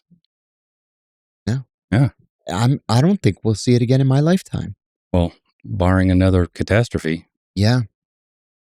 So I sat down with these guys, introduced myself, and I'm the kind of person that saw this as perhaps the greatest learning opportunity of my life. That's why I got on with these guys so well. Like, one of them came up to me one time and says, can I offer you some constructive advice? I said, please. He said, you've taken on too much. You need to dole this stuff out. I was working 18-hour days, sleeping at the desk. He's like, we're all experts. We all speak these languages. Just dole it out. Awesome. Yeah. They helped me a lot. And then we all slept in this, or stayed in the same guest house. And we would have dinner together and just sit up drinking beers at night. And they would tell these, well, when I was leading the Bay of Pigs invasion, it's like, oh my God, Gene, was that you? Like, you're Gene Gately? Like, I read all about these cats. Yeah. And Gene was like 80-something years old. Fucking Kennedy. We could have won that thing. Yeah. It's like, ay. But anyway, they would tell these stories. And I'm like, you know what? I could use that op. And I would file their experiences in my head for later. It really was a great learning experience. So I sat down with a legal pad and I thought, well, what would I do? What would I want to do for a counterterrorism op, taking down a safe house? So the first thing I thought of is I would want it to be dark, right? I don't want anybody to see me. I don't want anybody to be awake. So I wrote 0200 at the top of the page. And then I thought, I need weapons. I need ammunition. I need battering rams. I need night vision goggles. I need money. I need explosive charges for the doors. All different kinds of stuff. So I wrote it all down. And they wrote back to me at CTC, Counterterrorism Center, www.galls.com. Sent you to the catalog? Yeah. So I never heard of Galls. It's like the greatest police supply house in America. Yeah. I just ordered everything on my CIA credit card. They put it in the APO and I got it like, a week later. That's awesome. I think I spent like $50,000 in that first shipment, but I got everything I needed. So we got a tip from the Pakistanis that there was this Al-Qaeda safe house that they were watching. And do we want to, bust down the door? I said, yeah, let's do it. So, the FBI is there in the building, so you have to invite them. And it is the Pakistanis' country, so you have to invite them. So the FBI's role was... Well, see, this was the weird thing. What was the FBI's role? Technically, The CIA always has primacy overseas. Right. And the FBI always has primacy domestically. But 9/11 was an open criminal investigation. So I see. while the CIA still had primacy, we had to do each operation with law enforcement in mind. Interesting. Okay. Yeah. Oh, and we do things completely differently than the FBI. And you're not talking about like HRT with you. You're talking about FBI agents, investigation level folks. Yes. Okay. That's a great way to put it. Investigation level, normal FBI agents, no HRT people at all. Right. Nothing. Okay. So 2:00 in the morning, it's 2 CIA, 2 FBI, 2 Pakistanis. We just walk up to this door, take the battering ram, bloop, knock the door open. There are these 2 18-year-old kids in there. They both burst into tears. We cuff them. One of them's asking if he can call his mom. And I said to a colleague of mine, this is the fearsome Al-Qaeda. This is what we're so afraid of. They're children. I can't believe it. So we took him to the Rawalpindi jail. Rawalpindi is the sister city of Islamabad. Islamabad's the capital, but Rawalpindi's like 20 times the size, and they're connected. Okay. And it's a shithole. You don't want to go to jail there. So we were like, okay, that worked. High fives. We all went home, went to bed. So I get a call a week later from an Arab intelligence station chief. And he said, hey, I heard you're the guy to talk to if we've got an address. I said, yeah. Well, let's meet for coffee. So we meet for coffee. He slides this address across the table to me like, we're on a TV show. Like anybody else cares. We're in the American Embassy cafeteria. He's like sliding the address. Making a deal. Yeah. So I said, okay, I'll call everybody together and we'll hit it. So we bust down the door. This was actually kind of an important one.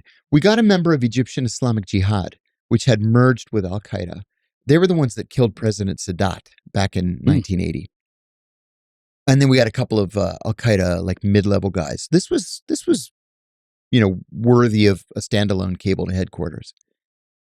So we were like, okay, this is working. And we're doing 1 or 2 a week, maybe 3. And then we're branching out. We're going to Karachi and Quetta and Lahore and Peshawar and all over the place. Okay. And it's working out. And then I get a call. The weekend in Pakistan is Friday and Saturday. Saturday was the only day that I allowed myself the luxury of sleeping until 8. Otherwise, you're 18 hours a day in the embassy. Right. Eventually, you're not effective. Eventually. Yeah, exactly. You got to get at least some sleep. Mm-hmm. So my phone rings 7:00. It's the station chief. And he said, you need to come in immediately. Something's developed. So I get dressed, rush into the embassy. It's the chief, the deputy chief, the FBI guy, his deputy, and me. And they said, we got a call overnight from NSA. And they said that Abu Zubaydah is, quote, somewhere in Pakistan, and you have to catch him. And everybody's looking at me. And I go, well, what's that supposed to mean? I said, come on, guys. This country is the size of Texas, and it has 120 million people in it. What do you mean he's somewhere in Pakistan? Go find him. Yeah, that was it. Easy. Okay, good luck. I came up with some terrible ideas. So NSA is sending us these hair on fire cables. He's here. He's there. He's over here again. He's moved over here again. It's like, well, you got to help me out. He's driving back and forth between Lahore and Faisalabad. Okay, Lahore has 12 million people. Faisalabad has 7 million people. So that doesn't narrow it down too terribly much. So I said to the chief, I said, you know what? When I was in college, my dad was friends with our crooked state senator, and he got me a job as a toll collector on the Pennsylvania Turnpike. That was my summer job, summer of 85. I go, I know how to operate the toll booths. And Faisalabad and Lahore are connected by this toll road. So why don't we put CIA guys in all the toll booths, and when Abu Zubaydah comes through the lane, we grab him. That's a terrible idea. Terrible for a whole bunch of reasons. Finally, I said, look, I can't catch him. I don't know. I've done everything I can think of. There's nothing that I can come up with that's going to help us catch him. But I said, I have a friend at headquarters who's a targeting analyst. He's really good, and we should fly him out here. So I called him and I said, hey, we're chasing down a VIP. I couldn't tell him who it was because he wasn't read into the compartment. Okay. Chasing down a VIP. Can you come out here like tonight? And he's like, sure. So drives to Dulles, flies to Pakistan. I pick him up 4:00 in the morning, and I had the secrecy agreement. So he signs the agreement. I said, it's Abu Zubaydah. He's like, oh my God, you have a beat on him? And I said, not one that's good enough. Not exactly. No, that's why you're here. So he slept 2 or 3 hours, and then we brought him into the station, and he took this piece of butcher block paper about that big, and he wrote Abu Zubaydah in the middle and put a circle around it. And then around the circle, he wrote all of the phone numbers, email addresses, and physical addresses that we knew were in touch in one way or the other with Abu Zubaydah. Okay. And then he did it on a secondary level and then on a tertiary level. It took him about 2 weeks. And so he drew these lines connecting, each one of these numbers or addresses or these bits of data, to the point where, I've said this before, it looked pretty, like an artwork, like a spider web. Yeah. And then he says to me, I just can't get it down to any fewer than 14 sites. And I said, 14 sites? We've never hit more than 2 before in a single night. Yeah. We can't hit 14 sites. He said, I can't do it anymore. So I went to the chief and I said, 14 sites. He said, just send a cable to headquarters and list everything you need. So I said, I need 36 people, half FBI, half CIA. I need guns for everybody, ammunition for everybody, charges for the doors, night vision goggles, secure communications. I needed encrypted, like high-end NSA encrypted walkie-talkies. Yeah, he's got people spread out all over the place. Yeah. Satellite dishes. And I needed like several $1 million in cash. I'm telling you, 24 hours later, this unmarked 737 lands at the airport. It's freaking unbelievable. And everybody gets off. You should have hijacked a plane. Well, we used to have this joke at the agency where every 6 to 12 months you get an email from the director saying, one of our officers was arrested this morning for using his CIA credit card for a personal expense, and we will prosecute to the fullest extent of the law. And we used to say, why in God's name would somebody steal $20 from the CIA? Why? What would possess you to steal $20 from the CIA? If you're going to steal from the CIA, steal like $2 million. Right. Well, make it worth it. We had this $2 million in a big duffel bag, and the analyst and I get in this, we requisitioned a van. It was all packed mostly with weapons, but we had the 2 million in there. And he said, $2 million in cash. I said, I know, right? Didn't we always say, if you're going to steal 2 million? And we both laughed, and then we just drove to Lahore. Yeah. Yeah. I spent the whole 2 million. I spent more than 2 million. There's this other joke at the agency that, for example, you can't buy an Afghan warlord, but you can certainly rent one. Yeah. And we were literally throwing money out of the side of helicopters just to get these guys on board. Anyway, that's a different issue. So, and I assume that all that stuff is, you have to turn in to the dollar, right? And so eventually you're keeping track of all that mess too. So you can't be completely flippant. Not even to the dollar, to the cent. I'm telling you with sincerity, to the cent. Well, that's good to know. We accounted for that money. There was a very young, brand spanking new first tour officer that was assigned to me. She had never served overseas before. And I said to her, she was like in totally over her head. Because we're like, right, loading weapons and putting stuff together. And she was panicked. She ended up resigning when we were all done. But anyway, I said, listen, I know what's going through your mind. This is not the way things normally happen. She was hired the week before 9/11. Oh my God. Right. So she thought, I'm going to be assigned to Brussels and then I'm going to go to Paris and she's in Pakistan, like loading weapons. Right, so I said, I know what you're thinking. So I'm going to assign a very specific job to you. It's one of the most important jobs in the station. You're going to be the finance officer. I said, I'm going to give you the advice that an old timer gave me once. Never fuck with medical, security, or finance. Not only can they ruin your life, they can put you in prison. So to the dollar, we have to account for every one of these $2 million. I said, you're never going to have to shoot anybody. You're not going to go on the raids. Just make sure that the books balance. And that's what she did, and she was great at it. Good. Mm-hmm. So to make this incredibly long story slightly shorter, we decided to drive around. A colleague of mine and I and 2 Pakistani intelligence officers decided to drive around to all 14 sites the day of the raid. And the day before. The day before. Right, Sorry. The raid was at 2 a.m. Yeah. Okay. So it was the day before. So most of these places were just like hovels, huts made out of concrete block, with a tin roof. Yeah. Just dumps. Third world dumps. And one of them was a payphone in a shish kebab stand.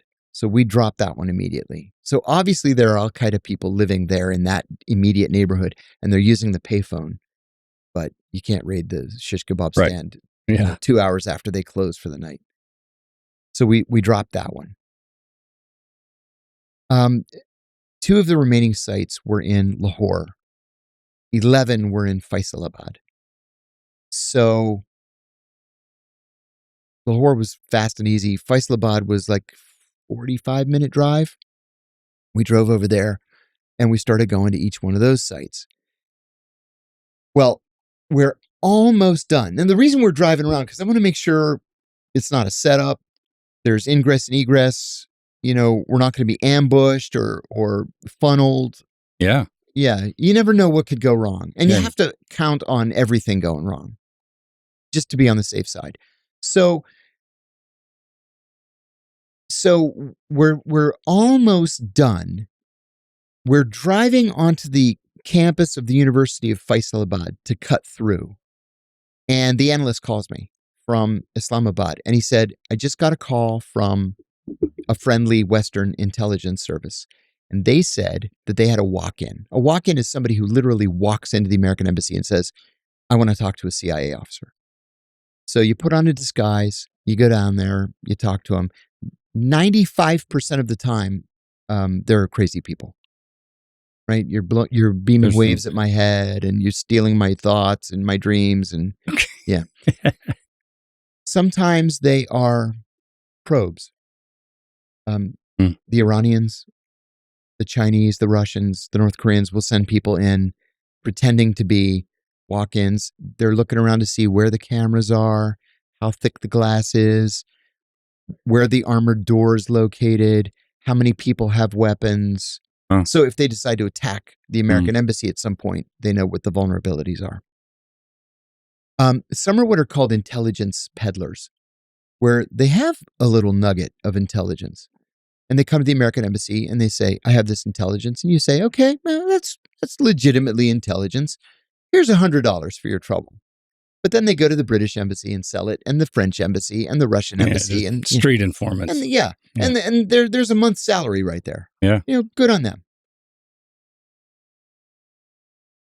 But sometimes the walk-in is the real deal, right? And The old Soviet hands would tell you that the greatest sources in the history of the CIA were the walk-ins, because they were people deep in the military leadership, deep in the nuclear program that you would never have access to. You don't even know their names. And they just walk up to your office and say, I want to work for you guys. So for that reason, you have to take every single walk-in seriously. There's a protocol and you have to take it seriously.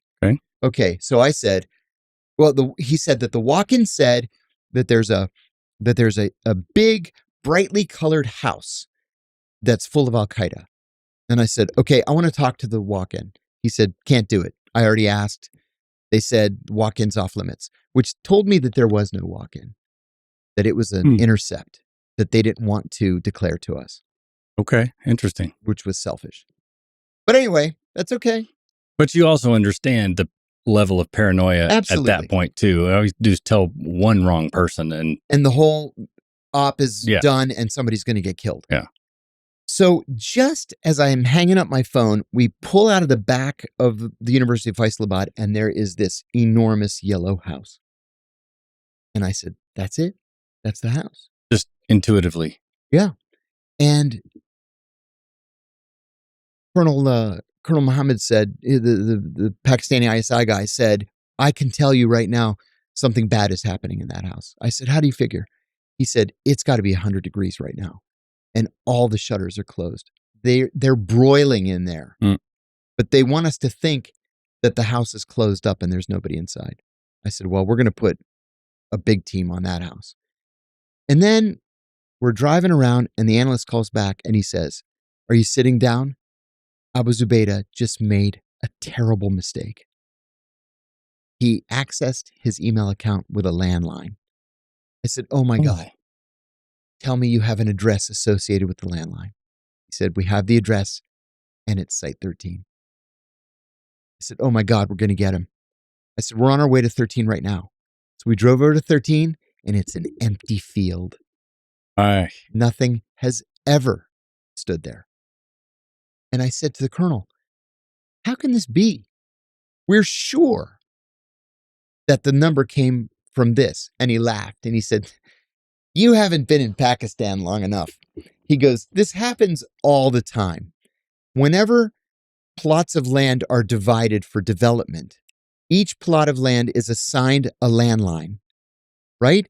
And so poor people will climb the telephone pole, splice the wire, and then run the line to their house so that they can make phone calls and the bill goes to the owner of the land.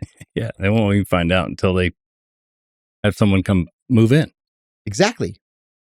So he calls this young tech officer. Guy looked like he was a teenager. He climbs the pole. I said in my first book, it was like Medusa's head of wires. Very Pakistani. He climbs the pole. He finds the wire. He literally follows it like this down the pole, then down the alley. And he says, it's that house right there. You know, I still get chills thinking about it. That's awesome. And we're high-fiving each other. That night, one of my colleagues said to me, do you really think we're going to get him? And I said, no. We're going to get somebody. But no.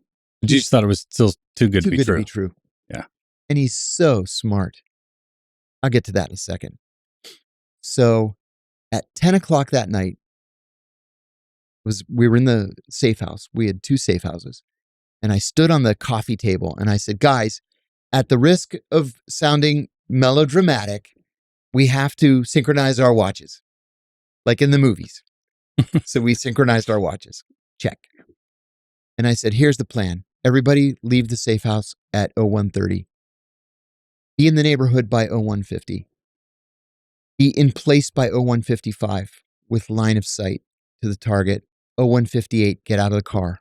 And exactly as the clock strikes 2, break down the door, separate the women and children from the men, grab all the men, and put them in the paddy wagon. We had so many people. Because remember, it's not just the 36 that flew in. It's plus my whole staff, plus the whole Pakistani contingent. Yeah, you're going to need at least, 8 You do 8 people to a site per at least? site. Yeah. And then we had a triple team on the big site. Okay. We had to charter a bus with some Pakistani driver, who has no idea this is like the biggest CIA counterterrorism operation in the history of the CIA. Yeah. Literally, it was. And he's like, driving his bus with all these CIA people. Love it. So that night at 0200, we're on the roof of the safe house in Faisalabad, and I looked at my watch and I said to a colleague of mine, I said, 0200, here we go. And as soon as I said it, we could hear this metal on metal boink, boink, boink. And it was Site 13, which was the closest site. I got on the walkie-talkie. What's going on over there? Shots fired, shots fired. Everybody freaks out. And rule number 1 of operations, the walkie-talkies never work, right? I say all the time, we put men on the moon. We can't make a battery that lasts more than 15 minutes. That's true. I don't understand. Yeah. How hard is it to make a battery? I don't understand this. So it's Murphy's Law. It is. We jump in the car, we drive over to Site 13, and it was chaos. Lots and lots of blood. But we got him. And so was that on the same channel as all the other folks too? So you had a shooting there and there were... Yeah. So if you had multiple and everybody shootings, else is like, holy shit, what's going on at 13? Because they're breaking down the door and people are like, I give up. Yeah.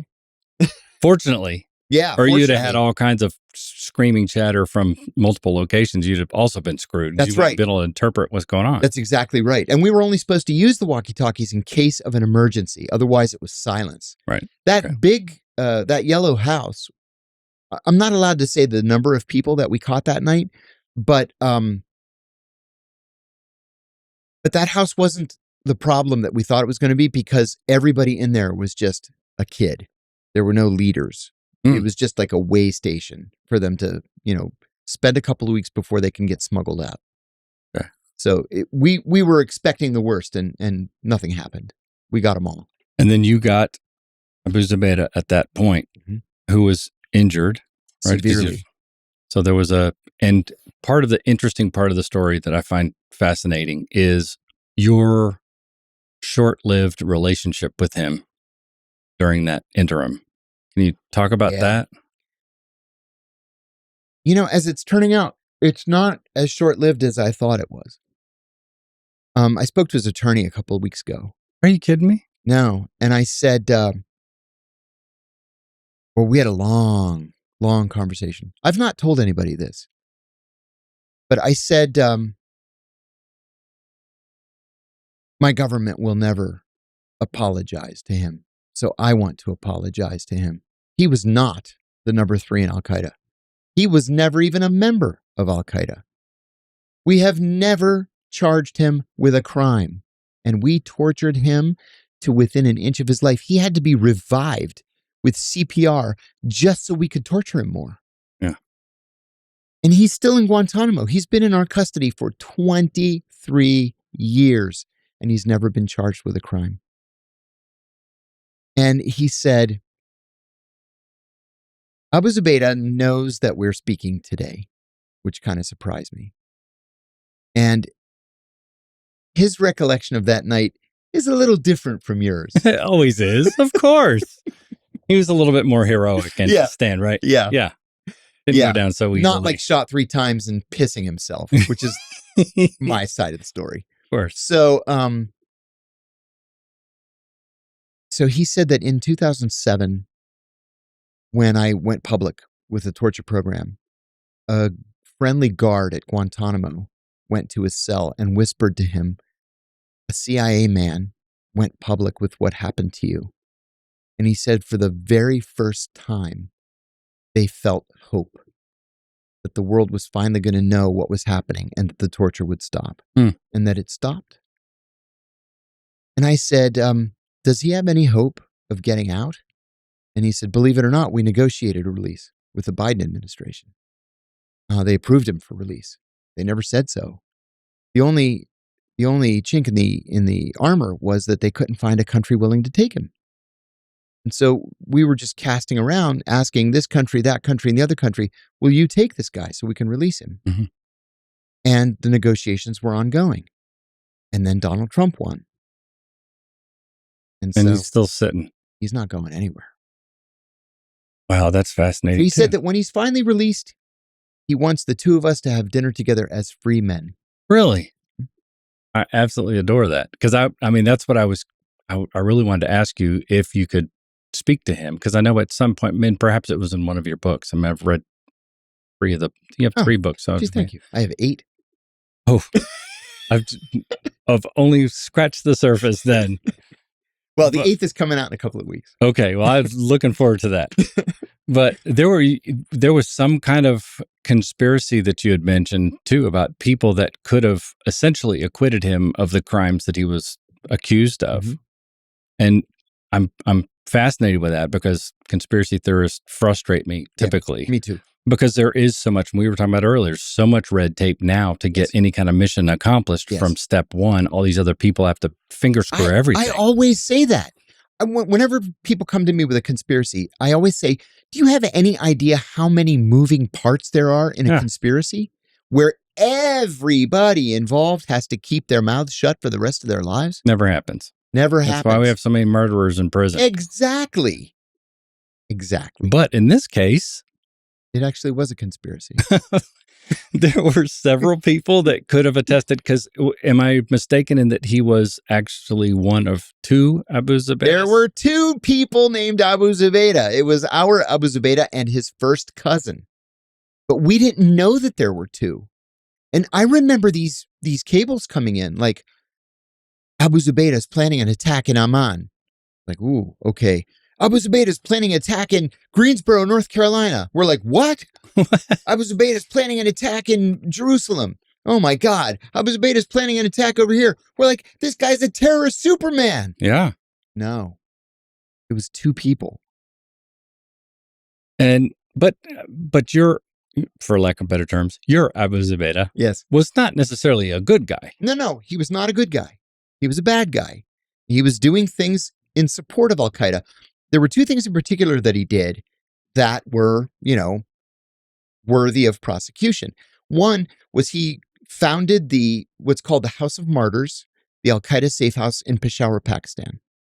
2, he founded and staffed Al-Qaeda's 2 training camps in Kandahar province in Afghanistan. Well, and there's a 3rd.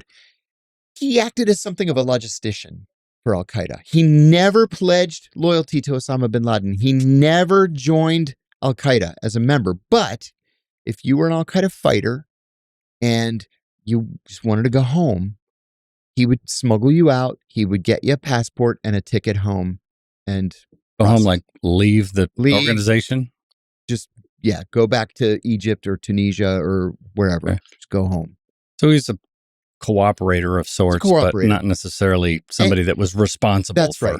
And if he had been charged and convicted in a federal court, he likely would have been sentenced to 20 years, which with good behavior would have been 17. And he's already been in for 25 and was tortured. And has a life sentence, or do they? No, he's never been charged. So they're just still holding him. They're still holding him indefinitely. And the Senate torture report says, the Senate torture report quotes a CIA cable that I remember seeing and shaking my head, saying Abu Zubaydah must never be allowed contact with the outside world. He must never be released. And when he dies, he is to be cremated and his ashes thrown into the Caribbean.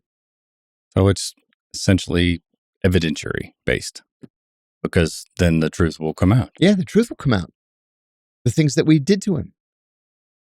Okay.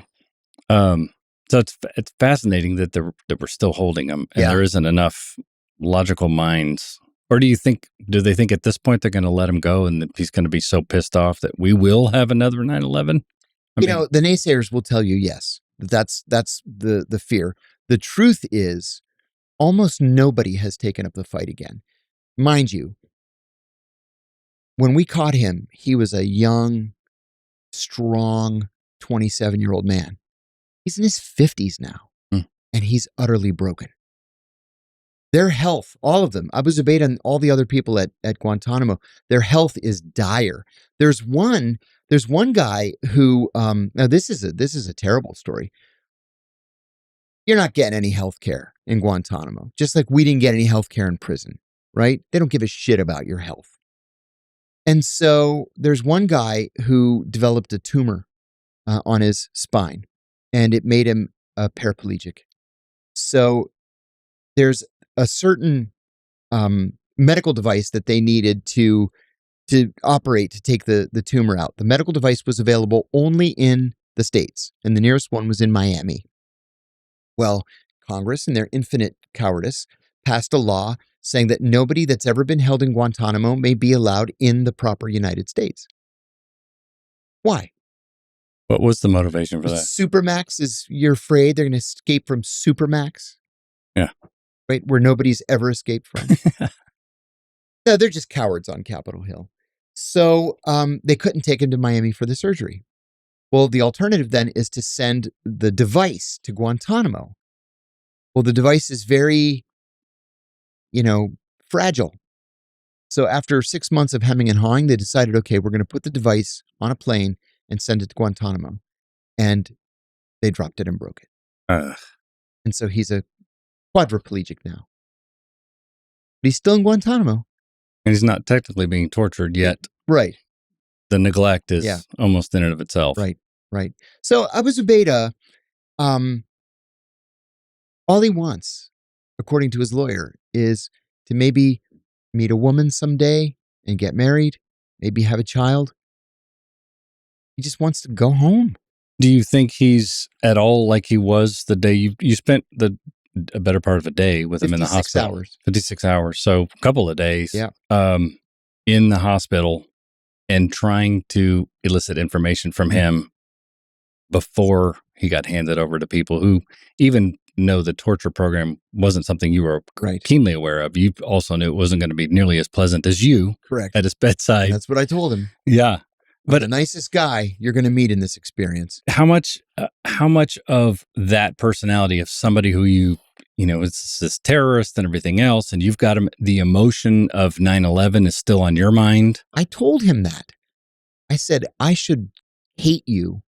I should want to kill you. Yeah. And I don't. I said, you're pathetic. He's just looking at me. And there was something also, go ahead. I'm going to show you some pictures. I love it. Oh, gosh. Look at that. Some of them are pretty grisly. That's him that night? Yes. Wow. Oh, that's some of the other guys that didn't do so well. They didn't do so well. How fascinating. That's pretty. That's insane. Oh, good Lord. So what a surreal experience to have that level of a connection with somebody. And I'm curious how do you think he felt any inclination? And, I know you have all these manipulation tactics and everything else, but it seemed to me, as I hear you speak about it, that it was more a personal level thing where you kind of just implored to him, like, dude, I, for some reason, I obviously want the information, but you also want the best for him at that point. Is there any, is there truth to that? I was not a trained interrogator, and I didn't know what the plans were for him. Mm-hmm. I had no need to know, so I wasn't read into the next compartment. My job was to catch him, and that's where my job ended. So I thought, if I can connect with this guy on a personal level, in any way, if I can elicit anything at all that might save an American life, forestall an attack, be a little nugget as to who might be hiding where. Remember, we thought he was Al-Qaeda. Right. We thought he was a leader of Al-Qaeda. Right. Which is why it makes it twice as fascinating. But, does he know where bin Laden is tonight? Yeah. And then I got into a major situation. Right after he flew out, we went back to the safe house. And we had also captured his diary and his cell phone in that raid, the CIA and the FBI fought over the meaning of the diary for 20 years. And I'm confident the CIA was right and the FBI was wrong. The FBI said he's a crazy person. He's a madman. A madman was the word that they used. Mm. And I said, no. You read this. He's brilliant.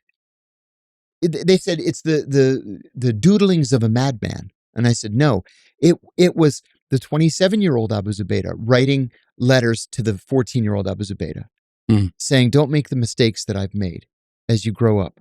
Treat our mother and father with respect. Don't try to, grab that girl's boob in 4th grade or whatever. Treat elders with respect. He would write himself these notes about the mistakes that he had made. And then he would write poetry. And then he would draw a doodle of something. And he was quite skilled as a draftsman. I mean, beautiful artworks. It's all kind of self-therapy. Yeah. But then he would write like the cell phone numbers for 3 Saudi princes. There's something. All of whom ended up dead somehow. Yes, conspiratorially, I know. Yeah. It's, Yeah. One died of thirst. Imagine that. So anyway, the other thing we found was his cell phone. So here's his cell phone. I'm in the safe house with this army of people, half CIA, half FBI. The Pakistanis just standing against the wall because they're already in over their heads on this. And one of the FBI agents, Jennifer, she takes the cell phone, throws it into an evidence bag, seals it. It says evidence on the top, and she signs it and puts her badge number. And as soon as she does, it starts ringing. So I grab it. And she goes, stop! oh no, now it's evidence, you can't touch it. I go, Jennifer, it could be bin Laden calling. If it's bin Laden calling, then we can call it into NSA and they can rock it wherever it is that he's hiding. Right. She goes, you better not open that bag. I said, I'm going to open the bag. She goes, I will place you under arrest if you open that bag. Meantime, everybody forms a circle around us. Like everybody's waiting to see, like, who's going to win this one? And she says, so help me God, I will arrest you in front of everybody. It's not cough and dapper, is it? No. Okay. Making sure. Go ahead. I tossed it back to her and then it stopped ringing. Oh. I said, it's on you. If we don't get bin Laden, it's on you, not on me. But it wouldn't have been. No, it was actually his mother. His mother, somebody had called and said, the Americans got him. And she was calling to, tell me it's not true. So we, out of respect for your time, Thank you. we will get to the point where you decide that, or America government decides another conspiracy, technically, because again, it's something of a significant movement to take what was set in stone from the beginning, that we don't torture people. They allowed for the torture. Yes. You obviously had an opportunity to be involved with it, decided not to. Yes. And then at some point, you get through this other end of the torture program, you're retired. And first of all, the torture doesn't work. It doesn't. The FBI, apparently, you said, got all the right answers, and then the torture never got anything that manifested any further than they did. Actually then set everybody back. Yeah. Because every time we would torture him, he would just clam up. Because he knew nothing else, essentially, is what we're at now. You know my feelings about the FBI. I mean, it's kind of an ongoing joke, really. Yeah. I hate the FBI. I've always hated the FBI. But they are really good at interrogations. Yeah. Really good. And they've been doing it since the Nuremberg trials. And that's why their natural inclination was the same as yours. Yes. Not being an interrogator was to endear yourself to them. Exactly. Yeah. Exactly. And that's where the true answers came. Yes. And he really did provide intelligence that saved American lives. Okay. To the FBI. And yet it's still to no avail. He's still sitting there. Yep. And then at some point, I say you decided, I'm curious about this because this part, it gets murky to me because I've heard different things. And I would love to hear because you ended up in an interview or were asked at some point that were you involved with this? Are you aware of this? And you obviously wanted to make sure your name was not included in any of the torture program stuff as this started coming out. I don't know if it was an interview or somewhere where you said you were with the ABC News person. Is that basically where it broke? Brian Ross. Okay. And you were kind of caught off guard about questions that went outside of your purview regarding the program. Yes, in part. Okay. The other part was an illegality that was taking place. So what you're talking about is in the initial interview that I gave to Brian Ross, I said that Abu Zubaydah had been waterboarded one time.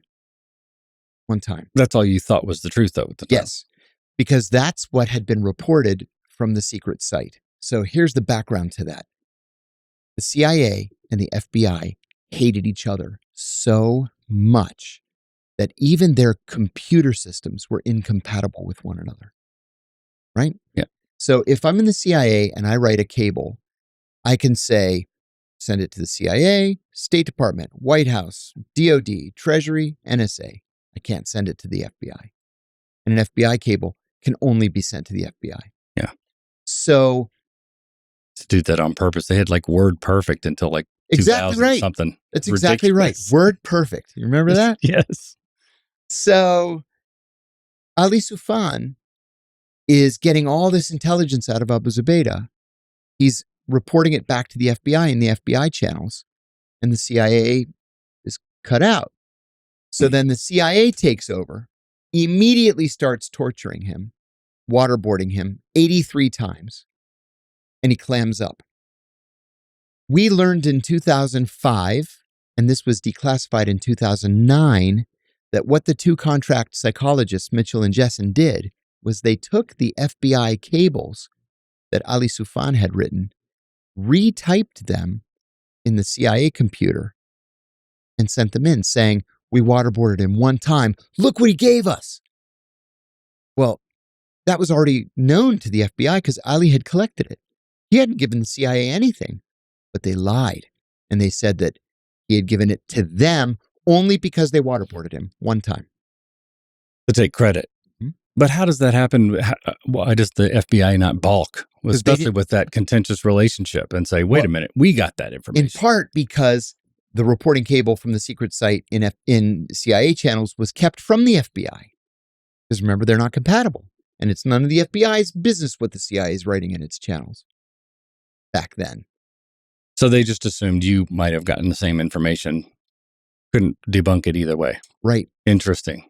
Right. They used their own little word perfect against themselves. And it wasn't until 2009 that we learned that Abu Zubaydah had been waterboarded 83 times and Khalid Sheikh Mohammed 187 times. Yeah, and that's the interesting part about that interview too. When you finally find that you were still only educated slightly and had a lot of misinformation that you can only know what you know at the time. Right. And the emotion was still pretty fresh from 9/11 in 2007. Mm-hmm.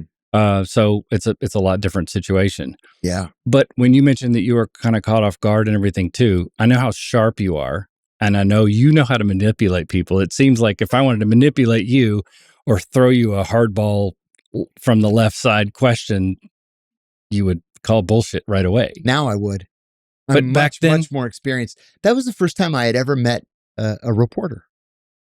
I'd never met one before. But just in life in general, so you were just kind of, it was almost like forgetting to check your six almost. I had made a decision in the days before that interview that I would just tell the truth.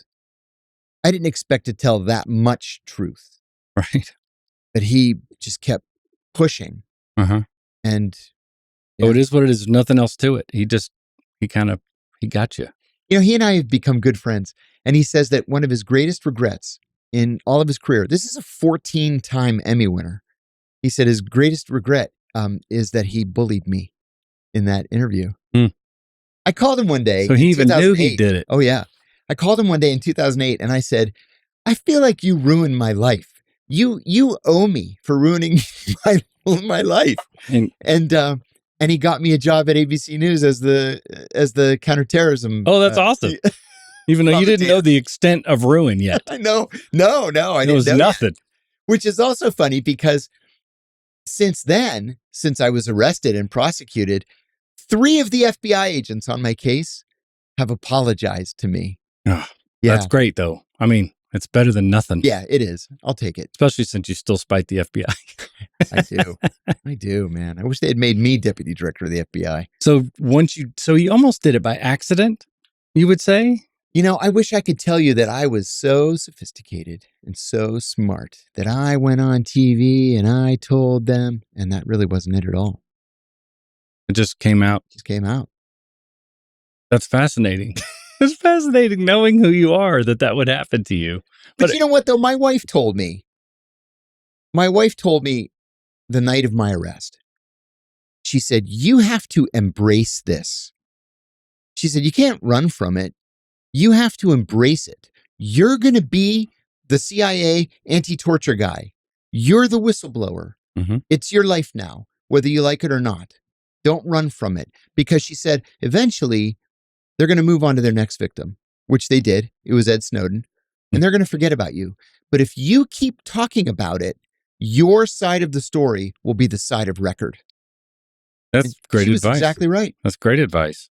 Even my brother who, knows music and has no idea, intelligence, foreign affairs, he said to me, I know you can't see it. This was the night of my arrest. I know you can't see it, but this is going to turn out to be the best thing that ever happened to you. Well, that'd be a really interesting insight from a brother who you would think would have only the perspective of like, oh my God, what have you done? Yeah. Or just being worried for you. Right. Nothing else. He was. And you were worried for yourself because you also put that little comment in the book that was like, how in the world do you put a comment about I actually contemplated doing something that I'm not proud of and then moved on from that comment? You just leave the reader to assume it was the worst. But did you hit a rock bottom? So you get convicted and you have a period of time between conviction and going to prison. 4 months. 4 months. Yes. So it's almost worse than just saying, just freaking take me. Because now you have to split that 4 months out. Oh, yeah. Yeah. It was a nightmare. You went through quite a bit of turmoil. Yeah. Can you tell me about that? Elaborate on that sentence that you just left us hanging on. My wife and I, she's now my ex-wife. We were watching TV one night and I'm at rock bottom. We had put the kids to bed. And we're watching TV, and she said, I'm exhausted. I'm going to go to bed. I said, I'm going to stay up and watch TV. I wasn't going to stay up and watch TV. I was going to go into the garage, start the car, and lay on the back seat. Literally, I had thought about it all day, and I was going to do it. And she said, no, come to bed. And I said, no, I'm going to stay up. She said, no, I really want you to come to bed. She could sense. That premonition. Yeah. Well, it's fascinating, too, that and obviously, it's a blessing that you didn't. Obviously. I'm glad I didn't. But what would that have done to the story, too? I know, right? It would have made it look like... It would have damned me. Yeah, it would have, completely discredited yourself. Completely. Which is not what goes through your mind. I find that fascinating, again, to somebody who otherwise is in such control that you're willing to let go because you're in such a dark place. That's crazy. When I got to prison, too, I was determined from the very beginning that I was going to make something out of this. I wasn't exactly sure what, but I was going to turn it into something. And then I had a couple of turns of just good luck, good fortune. One of my attorneys said that 600 people had signed up for a listserv, and they just wanted to know that I was okay. So she says, when you get to prison, when you feel up to it, just write me a letter and I'll send it to these 600 people. I didn't know that she was a friend of Arianna Huffington. And so I wrote this letter in which I exposed 2 crimes that had been committed against me by these retard guards in the prison. Yeah. And Arianna put it like this banner headline on the Huffington Post. It got 2 million hits. And then Jake Tapper drives to the prison to interview me. And it's in The Economist and The Atlantic Monthly and Playboy and Time Magazine. And I'm on the back cover of The Nation, and it was ridiculous. And it was just an indictment on these two dumbasses. And then the warden calls me in. I'm sure he did. And he says, I'm going to put you in solitary, and we're going to forget where you are and throw away the key. And I thought, you know what? I have nothing to lose. And I said, Warden, I have gone nose to nose with Al-Qaeda, with Hezbollah, with the Iranians, and I'm supposed to be afraid of you? Give me some credit.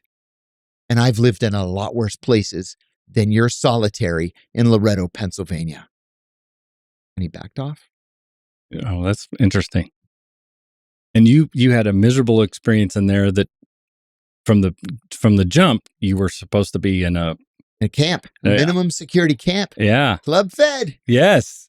It didn't work out so well. No, sir. So you got in and mixed it up with the guys. And what kind of CIA tactics did you leverage to get your way out there? Do you My second book is all about that. It's called Doing Time Like a Spy, How the CIA Taught Me to Survive and Thrive in Prison. Great book. Yeah. Thank you.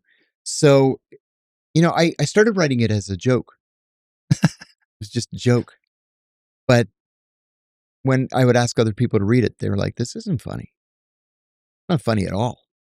So then I said, okay, well, I'll be serious about it then. Huh. And I showed how I used these 20 lessons that the CIA taught me to make sure that I was safe and at the top of the social heap in prison. Yeah. Manipulation tactics. It's all about manipulation.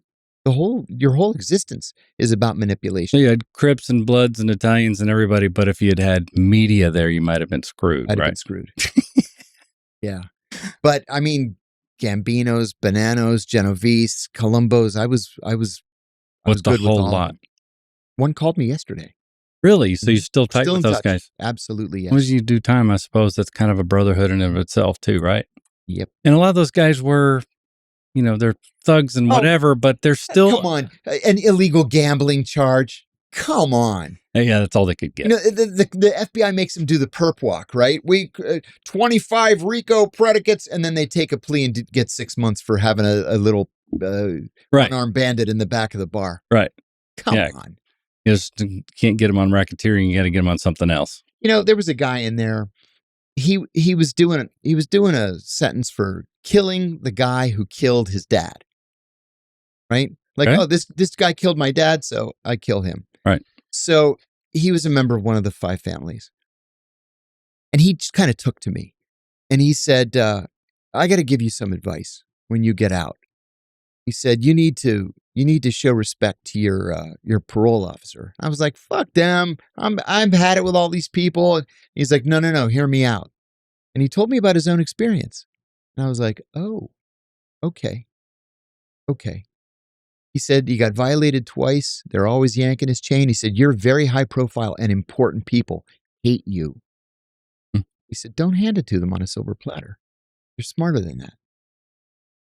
So you were slick and made it through. Mm-hmm. And you still maintained good relationships with some of those cats too. Yes. Which again is kind of part of the whole brilliance. I mean, you don't have to be an intellectual, no, sir, geopolitical spy genius to be a friend of John Kiriakou. Not at all. Not at all. I love it. And I hope you get a chance to talk to Zubaydah one day too, because I hope so. Love to witness any of that. I'm friends now with Mohamedou Ould Slahi. I don't know if you've ever heard of Mohamedou. A movie was made of his experience called The Mauritanian. It was absolutely brilliant. It was in the theaters for a while and was nominated for a couple of Oscars. But Mohamedou, we just kidnapped him. We kidnapped him at a cousin's wedding in Mauritania and tortured him mercilessly and sent him to Guantanamo. And he was there for 14 years. And then we were like, oh, wrong guy. Let him go. Ay. And I said to him, I teach a class at this university in Spain, a graduate level course in the history of terrorism. And I had him as a speaker. And he gets on, he's like, you're a hero, John. You're a great man. I was like, are you kidding? I said, not me. You're the hero. I said, when I think of you and I picture you in my mind, you're next to Mandela and Martin Luther King. How you didn't come out of there being a murderous psychopath. Right. And yeah. he forgave everybody. It's amazing when they do that. And I said, if Muhammadu can forgive everybody for torturing him mercilessly for 14 years without so much as an apology, I can forgive a handful of people for 23 months at a low security prison. Yeah. It's no big deal. Well, that's still quite honorable of you that you can do that. It's very human. And that's one of the things I respect about you most. The things that we just met recently, but having read and hear the things that you talk about, the fact that you're politically set in the middle and are not so extreme and are agreeable in conversations and learning. And I think you're a fantastic example for people. Thank you. Political party means literally nothing to me. And as you said, neither does whether you went to college, you didn't go to college, you have this job or have that job. It makes no difference. If you're a good person, a good human being, then you're a friend of mine. Yeah, that's awesome. And a good idea is a good idea. So that's it. Let's start looking at them like that. That's exactly right. And is there anything, in closing, is there anything that I can do for you or anything that you need me to mention or anything that I can do to promote your cause? I appreciate it. As you might imagine, making a living's still kind of a challenge.